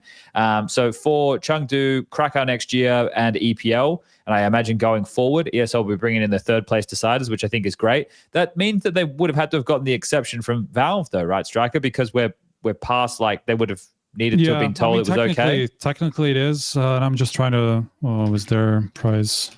Just the prize pool. I'm just looking at if they added that or not. They did adjust the prize haven't- pool. No, I'm just looking at the exceptions list. They haven't, but from our conversations with them back in Austin, it just seemed like they're okay with it as long as it's just within the tied placings. You know, like the only adjustments that you make is within a tied placing for you to be able to introduce that third place decider. You know, so as much as technically it is like not like against the rules, or like it does require an exception, but it just seems like they're quite lenient on that particular issue. So that's, BSL can also introduce the third place decider matches and add a little bit of value to that tournament. Fuck show matches, they're boring. No one cares about them. And if you want only Pixel in an arena, why doesn't he cast in the arena? That would be vibes. None of you guys want to cast in the instant show matches anyway. Put him to cast to the actual crowd. There we fucking go. And put someone else, another co-caster, on the big screen, on the big speakers. Man, I wish I could be a fucking like variety caster, or I could be like from not an English language broadcast. Like I watch KRL streams and he's the most biased motherfucker to the French that there is. Owner Pixel's out here saying we when Navi's in the server, or like he has a favorite team playing. And I say like one thing that slightly leans one way because the guy has his own inherent bias about a team, and I'm the most biased caster in the world. Mate, imagine how biased I could be. This is fucking bullshit. Justice for English casters. That's what I want. Start the hashtag. Start the campaign. Get it going, everybody. Fucking wee with a hand on his head. This fucking guy. He's a part-time streamer these days. He's not even online anymore. He only comes on once a month. Like, what are we talking about? Fucking owner. Too big for his fucking britches, mate. Anyway, I digress. I was going to say around this announcement, seems like they've snuck in that Krakow is down to 1 million from 1.25. At least, unless that's a change that was already previously known, or an oversight. But it says 1 million now, and the whole distribution. Total winnings 1 million, and it goes all the way down to the 24 teams, which is the play-ins as well. Interesting. Striker, the keen eye. Does that add up? Does it add up? I'm doing it now. Do a little Excel sheet, a little sum. I'm just doing. He's gonna have to have the club reward, and then he's gonna have to for a 7 or 8. Let Striker do the maths right now. Yeah, and we'll move on to the next thing, Prof. While he does that. Thank you, Chad. Yeah, so he can do the maths, and we'll get around to this. Let's jump into the FISSURE stuff because we'll get into the VRS bit in a moment. So we're going to whack this one open. Lucas, I'm going to give you the link to the FISSURE page so you can show, which begins in 14 days, everybody playing at home. So the first event of the new season is going to be kicking off in the tournament break, but we'll get to that in our Fix Our Sit, I think. We'll see. Now, the teams attending this event, which is going to be going down in Serbia, it's a 16-team event, $1 million prize pool starting on the 15th of July and ending on the 20th of July. The teams in attendance are, for our audio-only listeners, Furia, Pain, Astralis, Virtus Pro, Gamer Legion, 3D Max, Heroic, MIBR, Linvision, Tyloo, Complexity, Big, Wildcard, BetBoom, Saw, and Rare Atom. So those are the 16 teams that you have to look for. Now, the way that it's been framed, and Prof put it here as top teams decline FISSURE, I would have used Graham Messioso Pitt's framing, which is the best of the rest. I like that framing for it a lot. Whereas top teams decline, I understand why the top teams didn't go. But Prof, is there like a top team or top team, I should say like that, that you think should have gone that isn't going? Falcons. Ooh, really? Yeah, I mean, they didn't even get to stage 3 of the major. They have that extra week to come to chill, go to wherever Monacy is.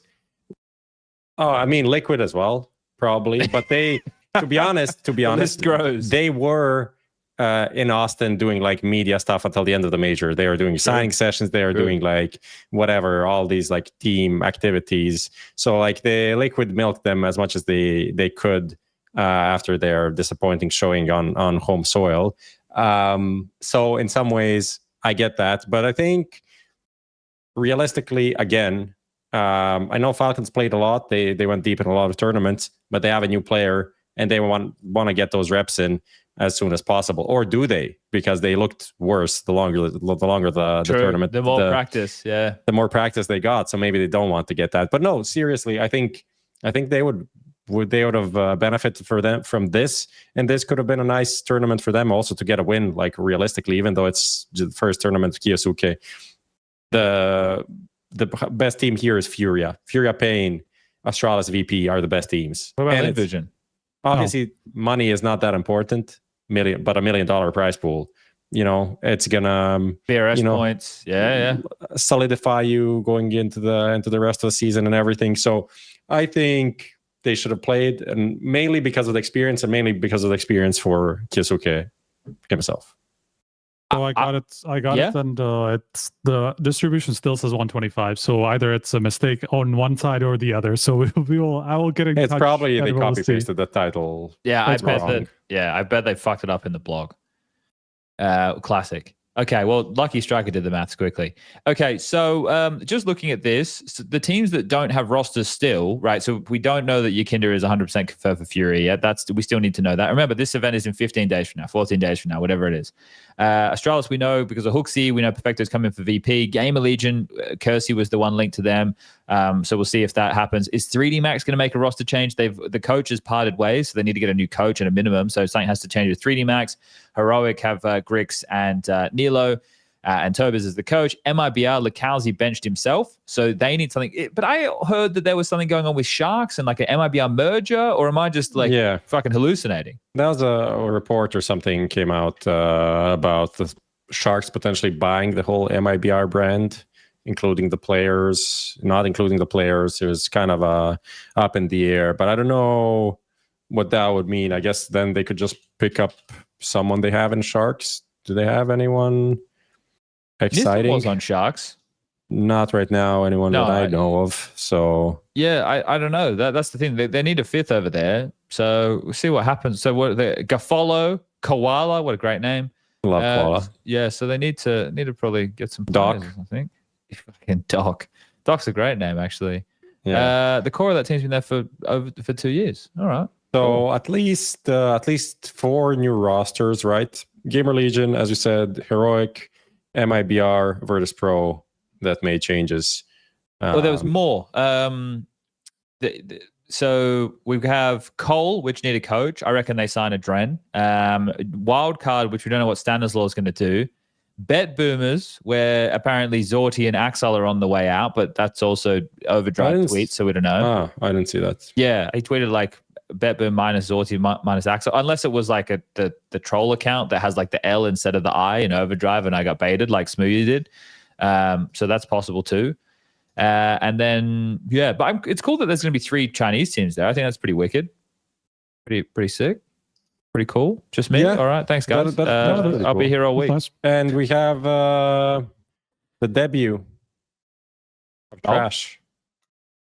Oh yes, what a headline that was. Yeah, replacing somebody Out of no one else but the literally longest standing journalist, I guess, Richard Probably Lewis, depending on how you want to, if he wants to still be top 2 longest standing Counter-Strike journalist, Lewis Mira.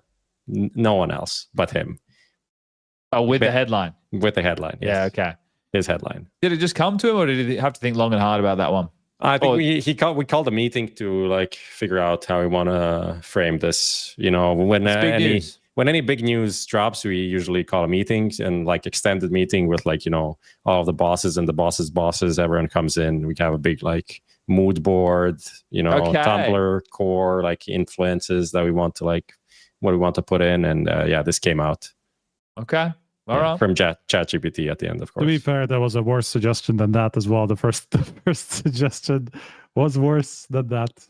I'll say that. Look, gentlemen, do we have much more to say about FISSURE? Because we talk about the event before it happens, but I think the best of the rest framing is going to be a good one by the time we get there, and there's still more roster changes that need to happen too. I'm not surprised. If people are surprised in seeing big names, like in no way in the world would I have expected a Vitality, a Mouse, or a Spirit to attend. I also wouldn't expect a Mongols to attend. I wouldn't expect an Aurora to attend. I could make Spirit, a case. I mean, this is the their home event. Spirit Major. Effectively the Spirit Major. Yeah, it's just not called. It's just not called Bed Boom anymore. So who knows? But in terms of having time off for their like off season, right? For these guys, I think that they've all had relatively strong first starts to the year, and that they, could deserve to have the time off, right? Because this is the thing; it's starting to encroach on the tournament break, and what has been exercised here by those teams is choice, and that's the key. That's the key that's going to be happening an awful lot. And this is something that we've been speaking about for, I reckon, the last 5 years, is teams exercising choice. Now, obviously, they were a little bit more like hand behind their back, or arm behind their back, I guess, when there was the partner leagues, because they were kind of being incentivized or pushed in the direction of having to play Blast and ESL all the time. Now we'll see that landscape change, especially with these TOs going to war a little bit more. And FISSURE is not one of the bigger parties in this mix, even though it's a big prize pool. it just is encroaching on that tournament break. And I think that tournament break will be eroded down to a point that it won't exist anymore, right? I think that the tournament break in the next couple of years is just something that will no longer exist. And I think that's the nature of an open circuit. And I think that's fine. And I think people are going to complain. Is this what the fix to sit is about, Prof? Yeah. Fuck. Should I whack it up? We can. Do you want to do it? I guess you need to provide like a kind of a solution. That's kind of the idea. So I can lead, and then you can take. We can open the floor. Yeah, you shit, and I'll keep shitting everywhere. Yeah. So for today's edition of Fix or Shit is something I put out on Twitter, and that is that I think the players need to bring back a player association. Revive it. Okay. Not saying it has to be the CSPPA. I just think they need to put something together in order to fight for their rights and essentially for the scene overall. This is what I believe. And I will expand on saying why this is. Let's just put some facts out there. 2 years ago, almost to the dot, is when we put out an article that is titled Future of CSPPA Unknown After Website Goes Offline, Board Members Depart. 2 years have passed. I haven't heard a single... And it was already dead for a long time before that, by the way. Yes, obviously. So that ended with... Okay, lol, it actually quotes me in the article. I forgot about this. I pointed out that the website is dead. Anyway, at the end, there's a mention that Chris J took over as interim manager during the search, and apparently they found a guy from Canada to replace the CEO, but the addition was never announced, and that person, nothing really happened with that. Ultimately, the most important part is this has been dead in the water, and nothing has been done about fixing the situation. And players have gone on doing their own thing as they do, obviously playing the game, which is the most important thing. And I agree with that being the most important thing. But the more time that is being spent not having someone protecting the interests of the player, the more we'll get of exactly what is happening now, and especially in the VRS era. I still believe that they can protect the idea of the VRS the same way it has been protected with the CSPPA. You mean the tournament break? Yeah, what did I say? You said VRS, but I think you meant tournament break. Yeah, I mean, the tournament break can be protected, and we don't need Valve for it. Valve was not involved before and will not get involved on this and will never. And why should they too? Like, it's nothing to do with them. If anything, players might be against Valve in certain things that they want to take a stand against. You know, that's the point of a union. You should not be beholden to any of these parties, right? Just to get into that as well, because like one of the reasons why Valve doesn't want to get involved is just how players have acted in the past with like when the major is. Like one time they say the major needs to be at the end of the season, then it needs to be at the beginning of the season, then it needs to be in the middle of the season. Why do we need to have Valve controlling this and then taking, of course, a year to react to things as they do, instead of you guys just, you know, exercising your own rights and power to control it on a much quicker timeline, right? Why do we need to go through a third party? Because like it's not always going to be the same. Things are going to change in the future. Maybe it's maybe you want these times off, this time off. It's flexible, right? And also, why would what people put forward is that tournaments should not count during this time of the year. I think it's completely unfair and unnecessary, because ultimately, if the top 20 teams do not play, the movement the teams below that have is quite limited. Sure. And the prize pool that will be put into tournaments without the top 20 teams is very limited. People will simply not put, even this FISSURE event that is the kind of encroaching. I think for them, this is a failure, what kind of teams they got for $1 million prize pool. Like they're paying way over what they're getting in terms of the team and what they will get in terms of viewership. They congested it. It's only 6 days for 16 teams, and they have a 3-day playoffs in an arena. So this is actually a really good tournament, I would say. Quite little on the days. Like this takes half of IEM time for this, more money than IEM Chengdu, for example. It's the same. It's more or less the same now. Like IEMs are like a full week, and this is 6 days. So okay. Yeah, Sure, like a Chengdu or a Melbourne or something. Yeah, but Monday, Tuesday, Wednesday, then but Friday, not Saturday, Cologne or Sunday. Katowice, of course, Yeah, but yeah, like the normal IEM. time wise, it's easier to come in and everything. So yeah, just going back into it, I just think that the players need to put something together. They need to pay it themselves. This has been an issue in the past. We can talk about that. They need to pay for it themselves. They need to be a minimal organization. One guy.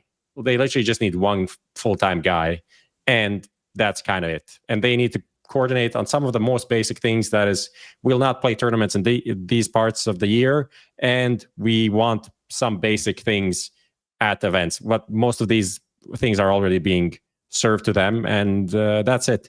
If we don't go into like some obscure fights that happen in the fast, like, oh no, we need to have king size bed, dimensions, this and that.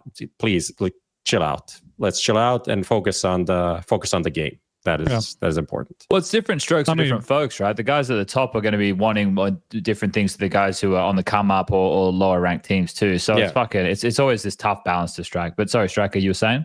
No, I was just going to say, like, keep it to the competitive integrity and what you stand for, right? And not fucking like if it goes down to conditions at the events, then it should be about everybody has the same. I mean, that's now pretty much enforced by Valve, right? You have to have the same conditions for every team in terms of what's PCs and whatever equipment, and even down to the hotel rooms. Everybody's supposed to have the same level of equipment and all that stuff. But then, like, fucking the situation that happened with Blast, where they exercised this cadiaN, the media day, cadiaN switch, that seemed to me like the start of a potential new association. And I heard that there was more movement behind that, but it just seemingly never went anywhere, and it's hard to tell whether nobody really had the time or wanted to take charge of it, to keep it going, or to make something formal of it. But I mean, I generally agree that there is a need for that, especially if you will complain that there are tournaments in these times. That's the time where you band together. Like, protect what you've been used to for the past, I don't know how many years, probably 10 close to now. That you've had a month off in the summer and month off in the winter, right? Otherwise, things will get out of hand very quickly, because we could see we're getting into the point now where in 2 months, POs, or actually no, nowadays you have to announce it 2 years in advance. But let's say for 27, for 27, but that's only for tier 1, right? So tier 2 tournaments can happen. But this is a tier 1 event. But that is a tier 1 issue anyway, right? I mean, tier 2 events, some of these tier 3 events have been happening regardless. Like, some of these academy leagues and all these things have happened in the break anyway.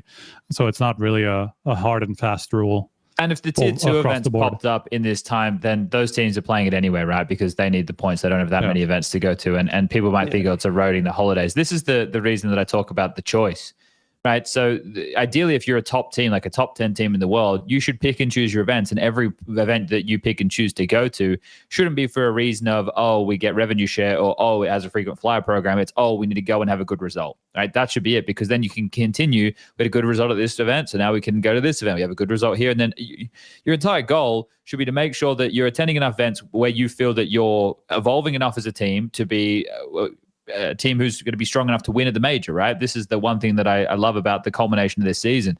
And look, unless it becomes a massive problem that as soon as the major ends the next weekend, we have another arena event, and it's like a huge one, and it's like being sold with like the 10,000 tickets and $1 million on the line. Like, that's like, okay, well, what the fuck are we doing, right? But there's a short buffer, and some of these orgs like FISSURE are going to start bleeding into the tournament break. Then it's up to the teams themselves to exercise choice. That's it.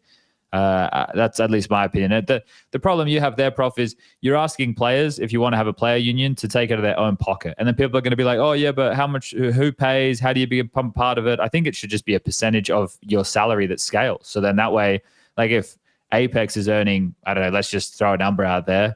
Let's just say that Apex is earning 50 grand. Well, his 2% of his monthly salary goes. And then if somebody on a smaller team is making 2 grand a month, then 2% of their salary goes, right? So it kind of scales. But I think that's socialism. Anyway, let's... that's how unions work. Oh, man, we're never going to have a counter-strike. I have a reply from BSL. It's still 1.25. So abort. Typo. Abort. There you go. Well, your nose was out, mate. You were sniffing them out. You had them immediately. Okay. Let's keep jumping around here, because we're already an hour and a half in, and we've got some other topics we need to get through. So, Striker, we tasked you with an explainer for the region stuff. Do you have anything to be concise to our lovely viewers. When they hear VRS, some of them tune out. It's like white noise. It's like when their teacher walks in the room and starts doing algebra. So right now, I need you to be the cool teacher. You've got like the pointer. You've got the pads on your shoulder, not your shoulders, your elbows, and you're ready to give a nice explainer. What are those pads for? I don't know, but I need everyone in the chat to say, hello, Mr. Striker. Now you can go. All right. So there's been a couple of changes to VRS region, like assignments in the past, I don't know, what is it, 2 months now or something. So the first one was that in case, like that effectively removed the split majorities that Wildcard and Liquid had. They just basically enforced one region for every team with a rule that says if you have a split regionality, you basically automatically belong to the region that is the stronger region in between the two cores, like let's say 2+2. So if you have 2 Europeans, 2 Americas, you go to Europe. If you have 2 Americans and 2 Asians, you go to Americas, you know? And so that was the first rule that happened. And then the second rule came in just, I don't know, last week or whatever it is, where they reassigned, first of all, they reassigned the Middle East and North Africa region to belong to Europe. And the rest of Africa's now work in a very interesting way where they effectively take on in a case of a split, they basically take on the region that is the lowest priority on the roster. So let's say it's actually the opposite of what happened to the previous rule. So we'll get into the examples so people understand it's a little bit better. So let's go to the first page, first example. Let's go to the teams that are actually effects or can affect, which is obviously wildcard. From what I hear, it's actually on their kind of request or on their suggestion that this is done, and that was for the reason that Sonic is like in this weird area where South Africa was assigned as Asian in the past, but he's historically always played in Americas, and of course like everybody thinks of him as an American, and generally they made the argument that like he just doesn't belong to any region, right? So why wouldn't he be assigned to Americas in this case? Sure. Apparently. And so the way that it affects them now is they were placed in Europe as a result of the first rule I mentioned, because they had 2 Americas, 2 Europe, and Sonic, who previously was Asian under the VRS assignment. Sure. But after the latest change, because it takes on the lowest priority region, which is Americas in this case versus Europe, they basically have American majority as a result of that rule change. So they were in Americas and Europe at first, then they were thrown into Europe because of that first rule. Now they're back in Americas because of this rule coming back and kind of helping them push the split back into the Americas. We can go into example 2. That's Liquid. Nothing actually changed for them in particular, because the first rule meant that they were placed in Europe because they had a split between Americas and Europe, and you know, the first rule which says you go to the strong region means you go to Europe. Previously it was 2+2+1 because Nerds was technically Asian, but with the Middle East and North Africa assignment to Europe now, they basically in the eyes of the VRs have simply a European majority. It's not even a 2-2 split, it's just 3-2 because Nerds is European in the eyes of the ranking after the changes. Yes. Next one. GG How is another team that's been the most affected effectively because they are the Middle Eastern kind of combination. They have players from Jordan, Lebanon, Iraq, and Palestine. And normally they'd play in Asia. And normally before they would be assigned to Asia, but now at least 3 of these countries have been assigned to Europe. I think Palestine is an oversight. I mean, there's no particular reason why they wouldn't be lumped in with all these countries because, I mean, it's basically around the same, like it is the same area, right? So I feel like that's probably an oversight. But they are now European and they have to play. They will be thrown into the European ranking by the time the next one comes, which is, you know, that's like something that we were talking about before, where like, where does this region even belong? They had their own like Asia RMR qualifier, right? But generally any of these players would more typically play in European tournaments, right? Not Asian. But that was the deliberation that Valve made to put them in Europe. We can go to example 4. This is alternate universe wildcard. So just to kind of showcase how it would have worked for wildcard had they had an Asian player. So I just threw Emilia in their team just to showcase, like, as an example. This would put them in Europe because they have a 2-2 split between Americas and Europe. Third guy is Asian, not in one of these countries that are unassigned, basically, which is the rest of Africa. By the way, it's like anything below the North Africa, like the Algeria and those countries. Is basically unassigned, that now belongs to like the lowest lowest priority region on the roster. But if you just have an Asian player in the 2-2 split, it just goes to the strongest region based on the first rule I explained. So they've dealt with the loopholes with this, essentially. Basically, yeah. And then we can go to example 5, which is like the other possible like combination, let's say, where you have two wild vision. So we have 3 players from wildcard, 2 players from Vision, where 2 of those players are American or Americas, because one of them is Canadian and one of them is American, right?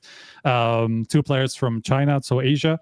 So that's a 2-2 split. But then Sonic is the weird one where he takes on the lowest priority region. In this case, before he took to Americas, now he takes to Asia because that is the lowest priority region between the 3. So this team would be Asian in the eyes of the VRS. So people from South Africa kind of have like type O blood. You know, everyone can use universal donors. Yeah, exactly. Everyone can use them. We'll take them. You know, we'll take if you're below the line of North Africa, we'll take you. We can use you anywhere. That's fine as long as you can shoot. All right, perfect. Thank you for that explainer. There's been more that's come out since then, though, hasn't there? This was in the lead-in. That was the most recent news, but there's been some stuff today. So Valve have announced regional invite distribution for Budapest. So for stage 3, there'll be 5 European teams, 2 Americas, and 1 Asia. That just you need to go look at the playoffs of the major that we just had, right? So we had Pain and we had Furia. They represent the Americas teams. We had Mongols. They represent the Asian team. And then the 5 other teams were made up by Europeans. So there's the first 8. Into stage 2, we have 5 more spots for Europeans, 2 more spots for Americans, and 1 for Asia. Now, that's thanks to Vision having the deeper run. They've gotten 2 spots right there. Now, previously, it would have been a 6-6-4 split, right? 6-6-4? Yeah, that's right. It would have been 6 from Europe, 6 from NA, 6 from America, South and North, and fucking anything in between, and then 4 for Asia. But they've made some changes. They haven't actually announced what the split is going to be for stage 1 at the moment. So right now, that's open to, I guess, to hear further. Now, some of the reasons that I think this may come into play is because of sub-regions, right? And those sub-regions, especially within Asia, are so massive. We saw when it was initially announced before it moved away, because with the qualifiers, it was like East Asia, West Asia, and China. That's what they had gone for over there with Starlight. There was nothing for Oceania, et cetera, et cetera. Now, obviously, we don't have the qualifier portion. It's going to be through VRS, but Valve, I guess, need to work out a way. How are they going to split the sub-regions, right? How are they going to determine which areas deserve so many spots? So, like, China definitely deserves a spot, right? Does Mongolia deserve another spot? I mean, it could be very easy as China, Mongolia, Oceania, and the rest. That's 4 spots right there, right? And like, but how do you determine the rest? I mean, it's going to be up to VRS. That the rest would be like all the other countries lumped in together effectively, and whoever's the best out of those. Like, obviously, it's maybe not an ideal solution down the line where maybe the rest becomes more split. There's going to be more teams like from different places, but at the moment, like, this very difficult to have a distinct 4th region, right? Or 4th country that is somehow makes sense. So that could be one solution. I don't know if that's going to be the solution, but yeah, I mean, that's been our conversation with Valve as well, that seems to be the reason for the maybe a slight change, which is honestly, like, it is interesting because it kind of it solves the problem of what we saw happen in Asia. Yes, where they were hosting tournaments in Mongolia and China and trying to get inflate their points and trying to get their team to be the number 1 and all these things. Partly that could still technically happen for like the stage 2 and 3 spots, technically, of course, but it will be difficult to get there through local tournaments, especially when you have all these teams competing on the international scene. But yeah, it is interesting how that solves the equality problem in Asia, and like, how do you split these spots, right? I think that they moved the Middle Eastern players to Europe. It sucks for them because they're going to have to play events on higher ping, but they can play Face It. Like, I play Face It against guys from that part of the world all the time. The same with the Israelis. Just a thing with someone in chat has just said here, Bowden, but it's still going to be top 32 VRS that goes to major. No, I don't know how that misinterpretation of this all came about. It's going to be like the teams based off of region as well as their VRS placement. So it's not just going to be the top 32 teams from 1 to 32 are going to get invited to the major. You know, you may go down as low as, I don't know, let's say 50, and it could even be lower than that depending on, you know, where the Oceania team is ranked or the Chinese team is ranked, for example, right? So yeah, just looking at it, it's not just the 32 teams at the cutoff date. It's still going to be regionally split up. Valve have always been wanting to have you know, more regions represented, and right now they're trying to work out a way to get it to a point where, you know, it makes sense with the landscape of Counter-Strike as it is right now, especially now that we won't have qualifiers in the same sense. So yeah, that kind of makes a bit more of sense of where people see where we're at right now. The other thing that I was just reading about was Graham was tweeting about this core roster. Yeah. So that's quite an interesting one. Tell me if I've got this right here, Striker. At the point of the cutoff, the 5 players that you have in the team are the 5 players that you have to use at the major, other than a potential sub. Yeah. Right? You could have a sub, but you can't do what as well. Yeah, you can't do what Falcons just did with Dexter, for example. Right? Like you can't. I'm just trying to remember how it went. Like whether they had. Because it's just about who's on the lineup at the time of the VRS that invites to the major, right? And I can't remember how, like at what point that change happened. But let's say that was, I mean, simple wouldn't have been allowed unless it was a sub, for example. Right? Then there's a couple of examples like that. But effectively, the 2 months before, you have to register the team that exists on your ranking, right? Like 2 months. I mean, we expect that 2 months. To be kind of a standard, right, for invites before the major. But I think if they're going to make it so that the roster is the core, like 5-man core, right? Core was always a term we used for 3. No, but they've always had this distinction in the ranking where the core lineup means the 5 players that are. So it's like, in their eyes, core isn't 3 out of 5. In their eyes, core is the 5 out of 5. Okay, well, semantics aside, right, and the way that it's defined by Valve, if you're going to have the cutoff 2 months before, that seems like a very long period of time to be locked into that roster, doesn't it? Like, there's going to be certain circumstances where teams would want to make changes. So well, maybe they'll just have to make those changes with that in mind, right? I mean, that's before the cutoff. Yeah, I mean that's how they ensure that they can actually play that tournament at that major. I mean, how many teams will want to make changes?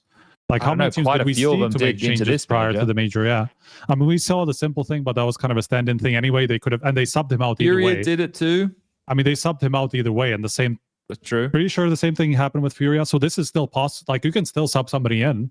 He's just not going to get the stickers. Like effectively, it is.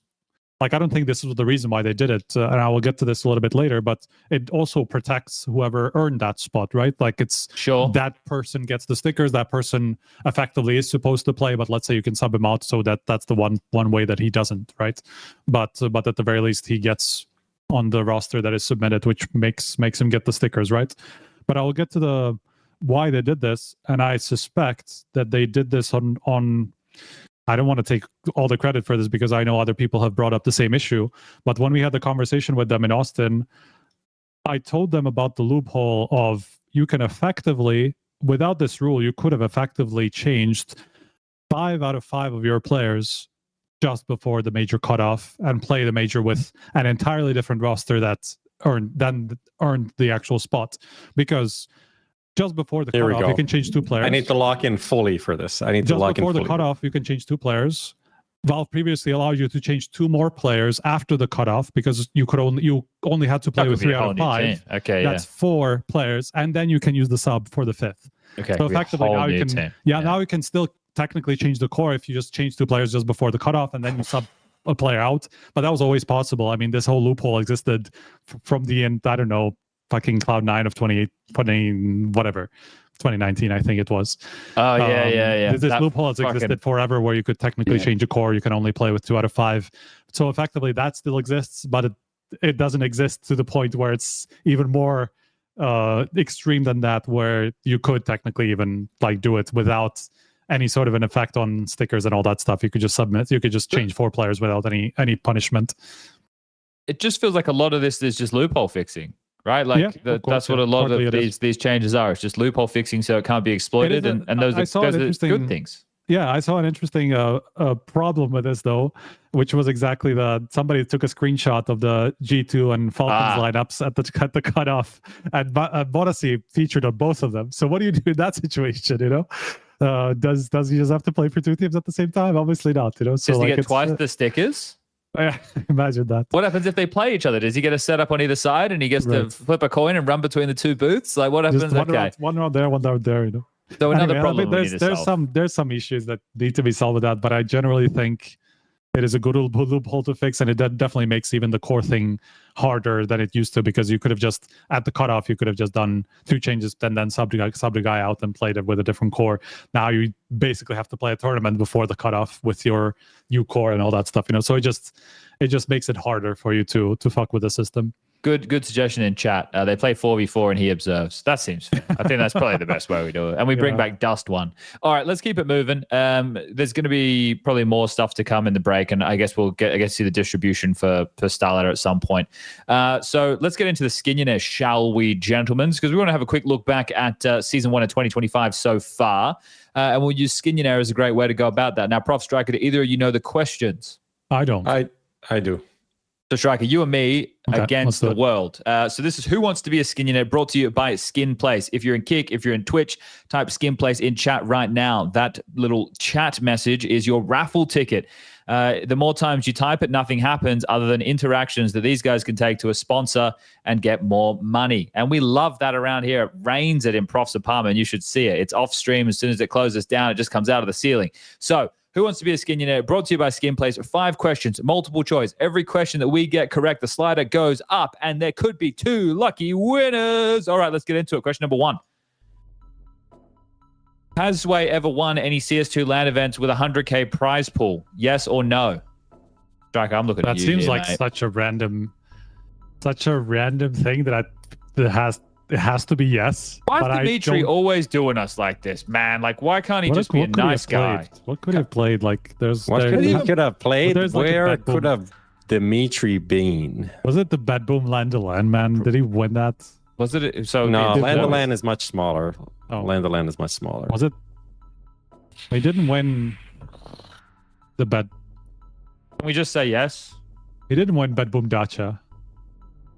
Did he? Yeah, but there's some fucking... look, let's say it's a yes. I don't know why it's a yes, but I think it's a yes. All right, we're locking yes. Correct answer is... Thank God. Why is that the first question? That's crazy. I'm so disgruntled. What did he win? Now. Wasn't it the Relog Esports series or something? Ah, okay. Good on you, Zweih. Bro. He's doing it his way. I made the worst part is I made the same one before. Yeah. Let's go. All right. Question number 2. If they get harder from here, I'm leaving. Which of these 2 has had a worse rating against top 10 opponents in 2025 so far? Zontix or magixx? That seems like a curveball. Is I this don't like even a bait? know. I don't even know what the answer is, so don't even try to get it from me. I looked at it and forgot. I think Zontix has been better this season, right? I mean, magixx had, like, that's what I said before. magixx had a bit of an uptick, and it's like in, like, some of the interesting games, maybe it could have been, but I mean, Zontix is the more sensible answer, but I feel like, I don't know if this is a curveball or not. Like, my... Wait. Which of these 2 has had a worse rating? Oh, yeah, right. So it would have been magixx. magixx would be the sensible answer, but... Yeah, but, like, does Dimitri know how to use the filter? That's a good question. I think we go with magixx. Whatever. I think we go with magixx. Go with whatever. I honestly have no idea. Looking at magixx, correct answer is... Okay. Not a curveball. Why are these so tense? I feel like I'm in the latest Mission Impossible movie. Did you watch it, actually? No, not yet. It's on the agenda. Wednesday night is going to be the 28 years later, and then close to the weekend, might get some Mission Impossible. I also want to go through the Formula 1 movie with Brad Pitt, even though I don't like Formula 1. I like Brad Pitt. Anyway, next question. Which of these 2 has had a worse rating against top 10 opponents in 2025 so far? Jay or Imma? Bro, these questions. Dimitri's getting fired. We only fire Lucas around here, but I feel like Dimitri has to be next, doesn't he? It's like 50-50s, but they're all fucking diabolical. Like, we saw Imma had a slightly worse rating overall, and that's what I'm going to base it on. So wait. Let me read it again in case he's trying to trick us. Which of these 2 has had a worse rating against top 10 opponents in 20? I'm going to go with Imma. I think it has to be Imma. Let's go with Imma. I don't know. It could be either one. Either one. Like they're so close to each other that I feel like it could be. Either Are you one, clicking the thing or? Yeah, I'm locking it in. I was Lock it thinking. in. I was Lock it in. thinking. I wasn't 100%. Easy. We're getting all the Wow, 50-50s. guys, this is tough out here. It's tough out here. All right. Question number 4. Take a Which breath. of these two players has the worst rating? Who was the coach Oh. of Bad News Eagles up until recently? Devilwalk, Peacemaker, Regin. Well, it's not Regin. this? He's doing the Danish thing. I know this. I'm just checking. Is if it you do. Devilwalk? Did he go back? Did he restart no, the pro? it's- So it it's was Peacemaker. Peacemaker. Yeah. Yeah, well. This quiz is meant to help us recap the season, and so far we ain't recapping Shit.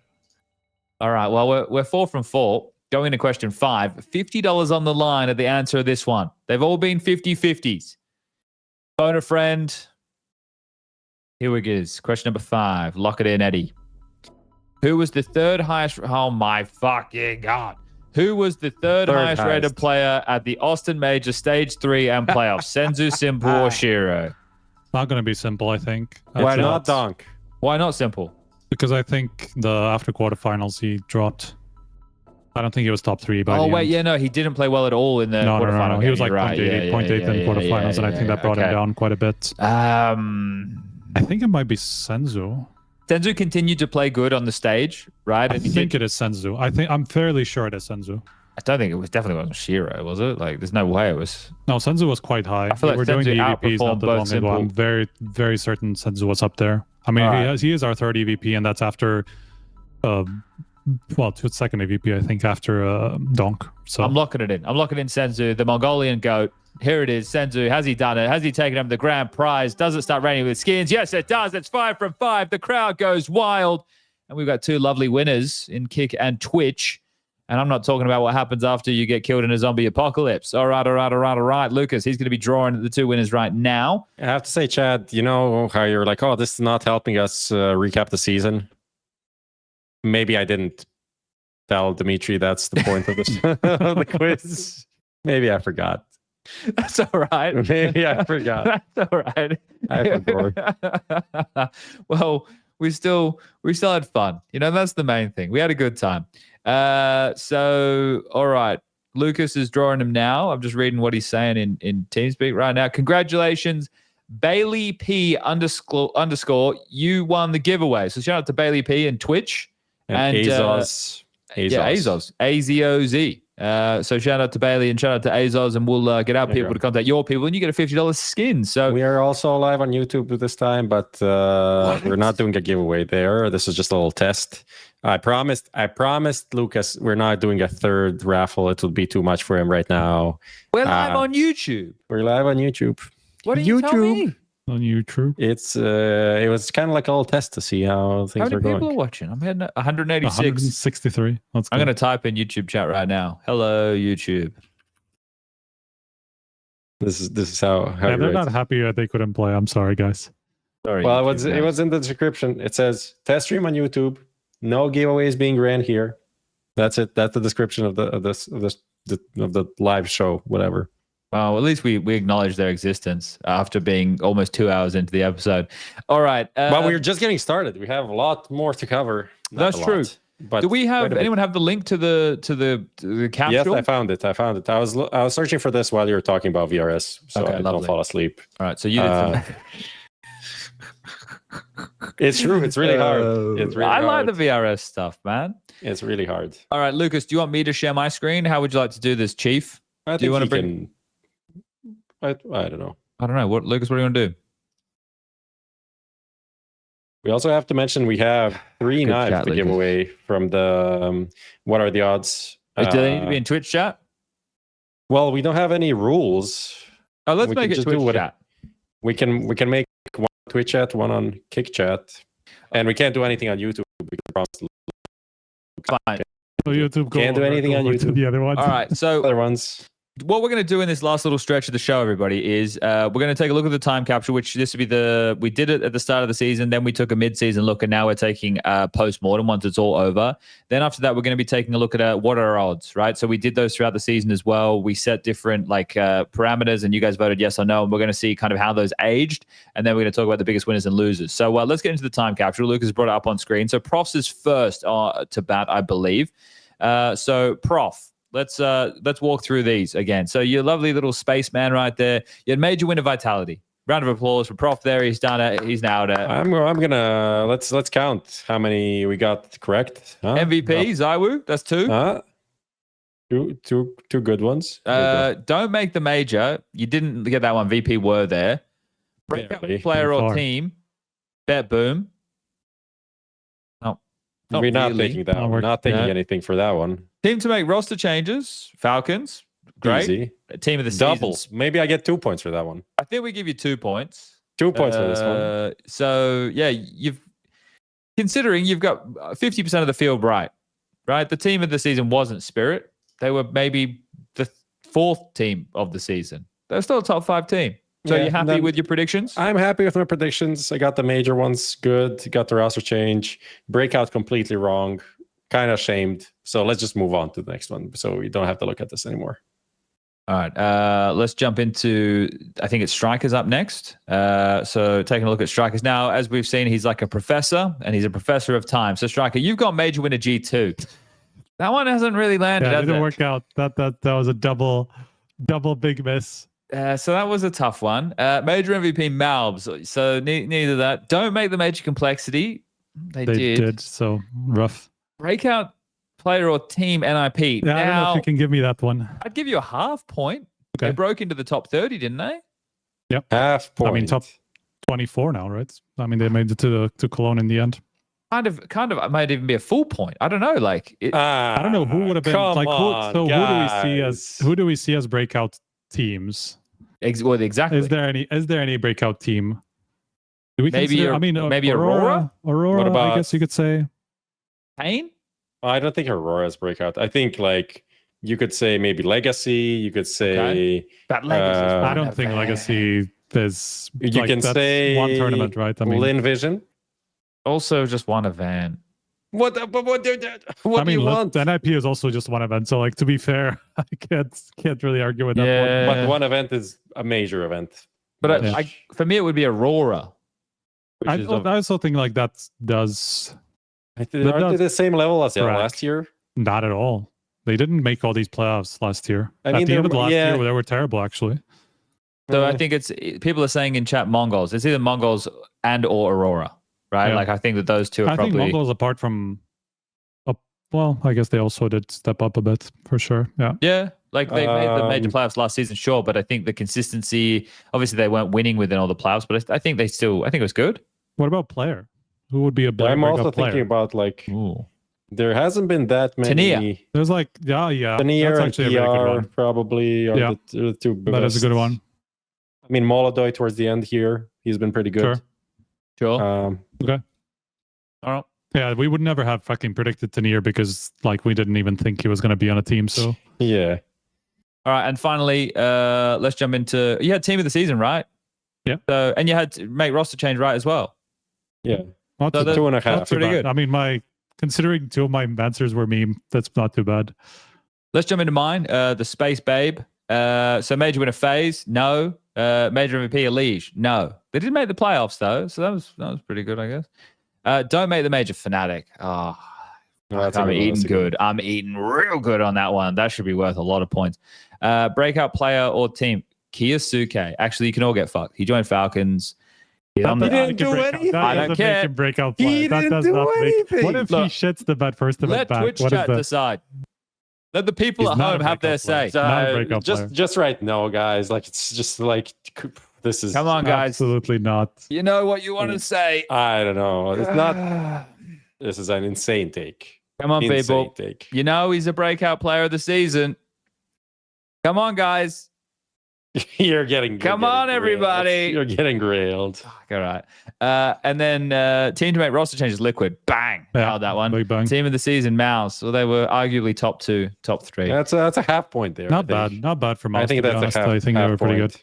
All right. I did mild, guys. Twitch chat, you guys have let funny, me down. It's funny that you made this before they made the Shuhei change, and I'm sure that after you would never have said Mouse. That's true. It's All right, so guys. funny. I need to let everyone in Twitch chat know because you didn't back me up there. Every time I do a Skinionaire in the future, motherfuckers, even if I know the right answer, I'm sandbagging. You guys ain't getting the $50 skin ever again because you don't realize the power that I have. It's over. It's over for all of you. All right? So you should have used to backed give them me away up. for free, even when they fucked it up. We fucked it up, so that's a big change. Yeah, I'm now against them. Gone Why is over to the dark Sponge side. such a baddie? Yeah, that's my curves. All right, let's keep moving, shall we? What does that mean? Someone in chat said, "Why is the sponge pick such a baddie?" Look, can you see it? I'm on a chick. Okay, Yeah. okay. The sponge pick. Okay. Yeah, that's a good pick. All right. How are we going to go about these? What are the odds? Is this written down somewhere? We have just a sheet. It's in Okay. Great. in the thing. I'll repost it one more time, and we can zoom in towards the row 23 onwards. Okay, hold up. Let me do it. I don't want to dox my fucking email. I can screenshot it if you want. Row Screenshot 23 is gonna onwards. take a while for me. No, it's Okay. fine. I can do it. It's all right. And just zoom into like, I don't know. But can I just go through all the tweets? But takes a here while. you see what the result was and stuff, Mm. and if it added to I the think tally. I have something. Oh, okay. Lucas has something. Everyone He hold on. has something. What do you have, Lucas? Look at this. I can- And nobody can read anything. Yeah, Okay, you need to zoom in. You Okay. need to zoom in. Where? I guess it's from here. row 23 onwards. Do you want me to increase the font? I can No, do that. it's There we go. There we yeah, go. yeah. Okay. Can you Okay. go a bit to the right so we can see the winnings? No, zoom in, Max. I can tell you the winnings. Doesn't matter. Okay, so the purpose of this, everybody, is throughout the season, if you've been paying attention, we were doing a segment which was what are the odds, right? And each week we were setting something that was topical. It was to do with the scene, events, teams, roster changes, et cetera, et cetera. You guys at home got to have a vote. We set the odds of us or with guests to determine, what percentage we thought the question was going to go either way. So from row 23 onwards here, one of the things we're looking at is PGL Cluj to have more than 5 top teams. More than 5 top 10 teams. Yeah. Where did we end up landing on that? So Obviously, people at home were wrong.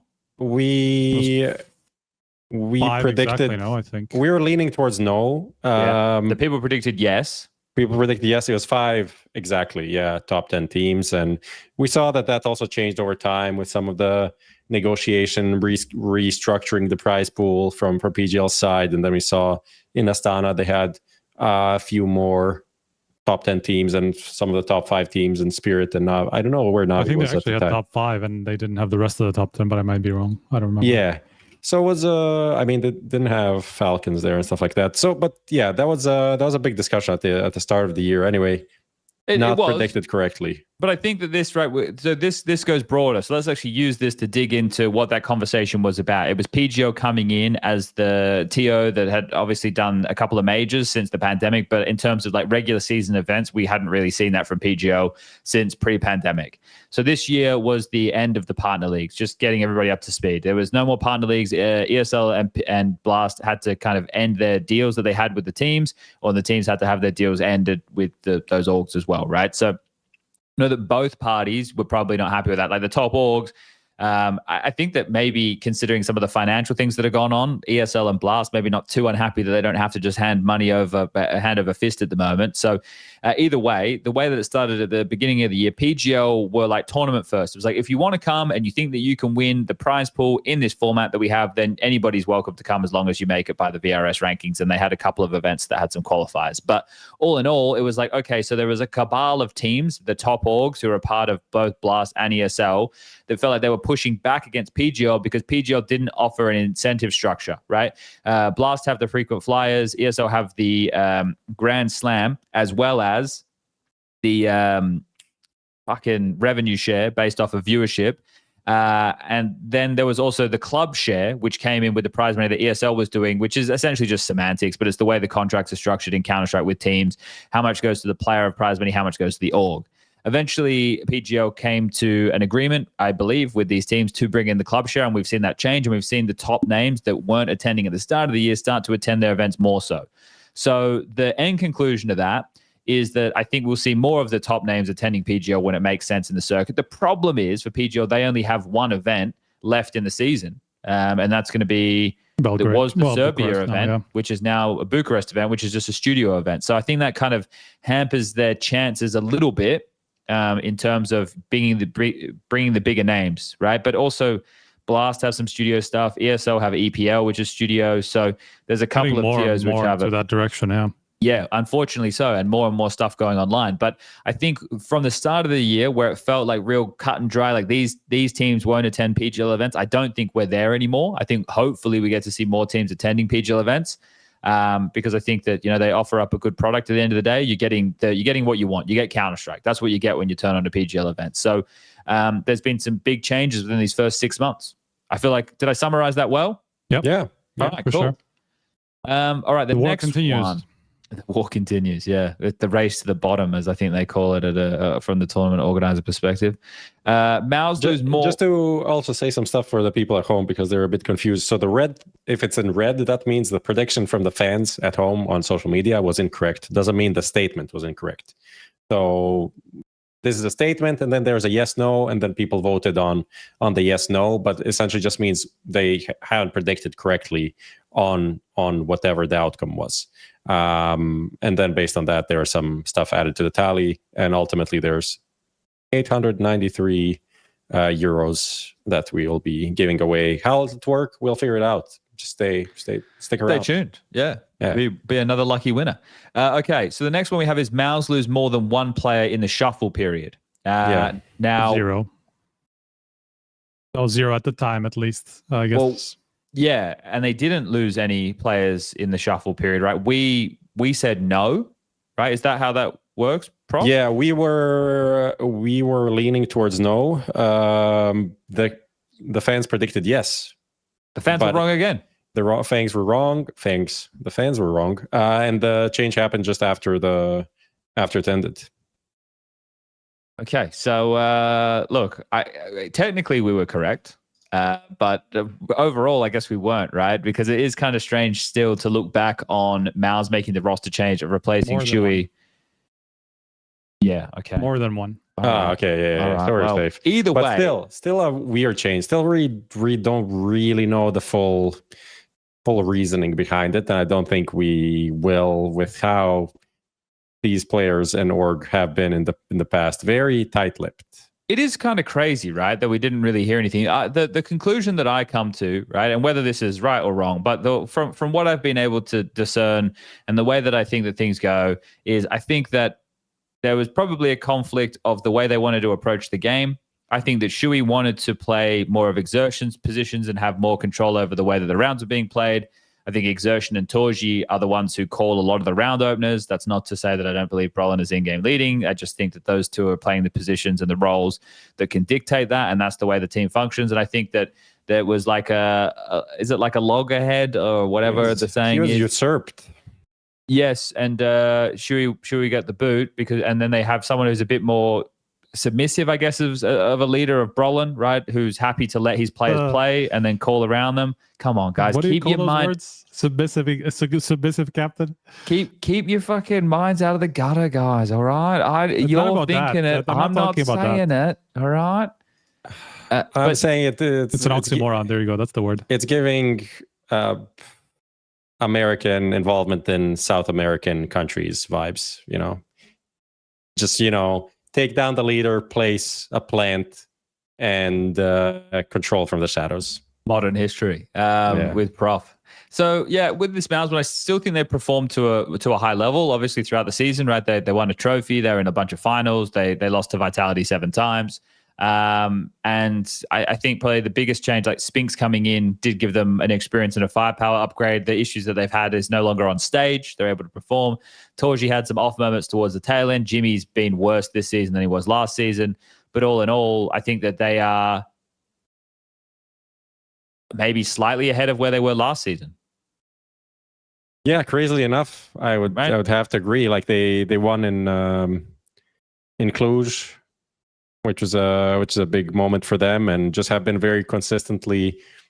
I mean, the thing is, they've just been losing to Vitality the whole time, and then a few losses to Falcons. That's it. Like they've been really good in playoffs against most teams, except the team that is making history right now. So I think overall a really good season for Mouse, despite the 7-0-7 run against Vitality, which is heartbreaking. Yeah, they're the liquid of 2018. Yikes. Nobody wants to be liquid, not even too in the bad. modern day. It's not too bad to be the liquid of 2018, to be honest. You'd rather be the liquid of 2019, though, wouldn't you?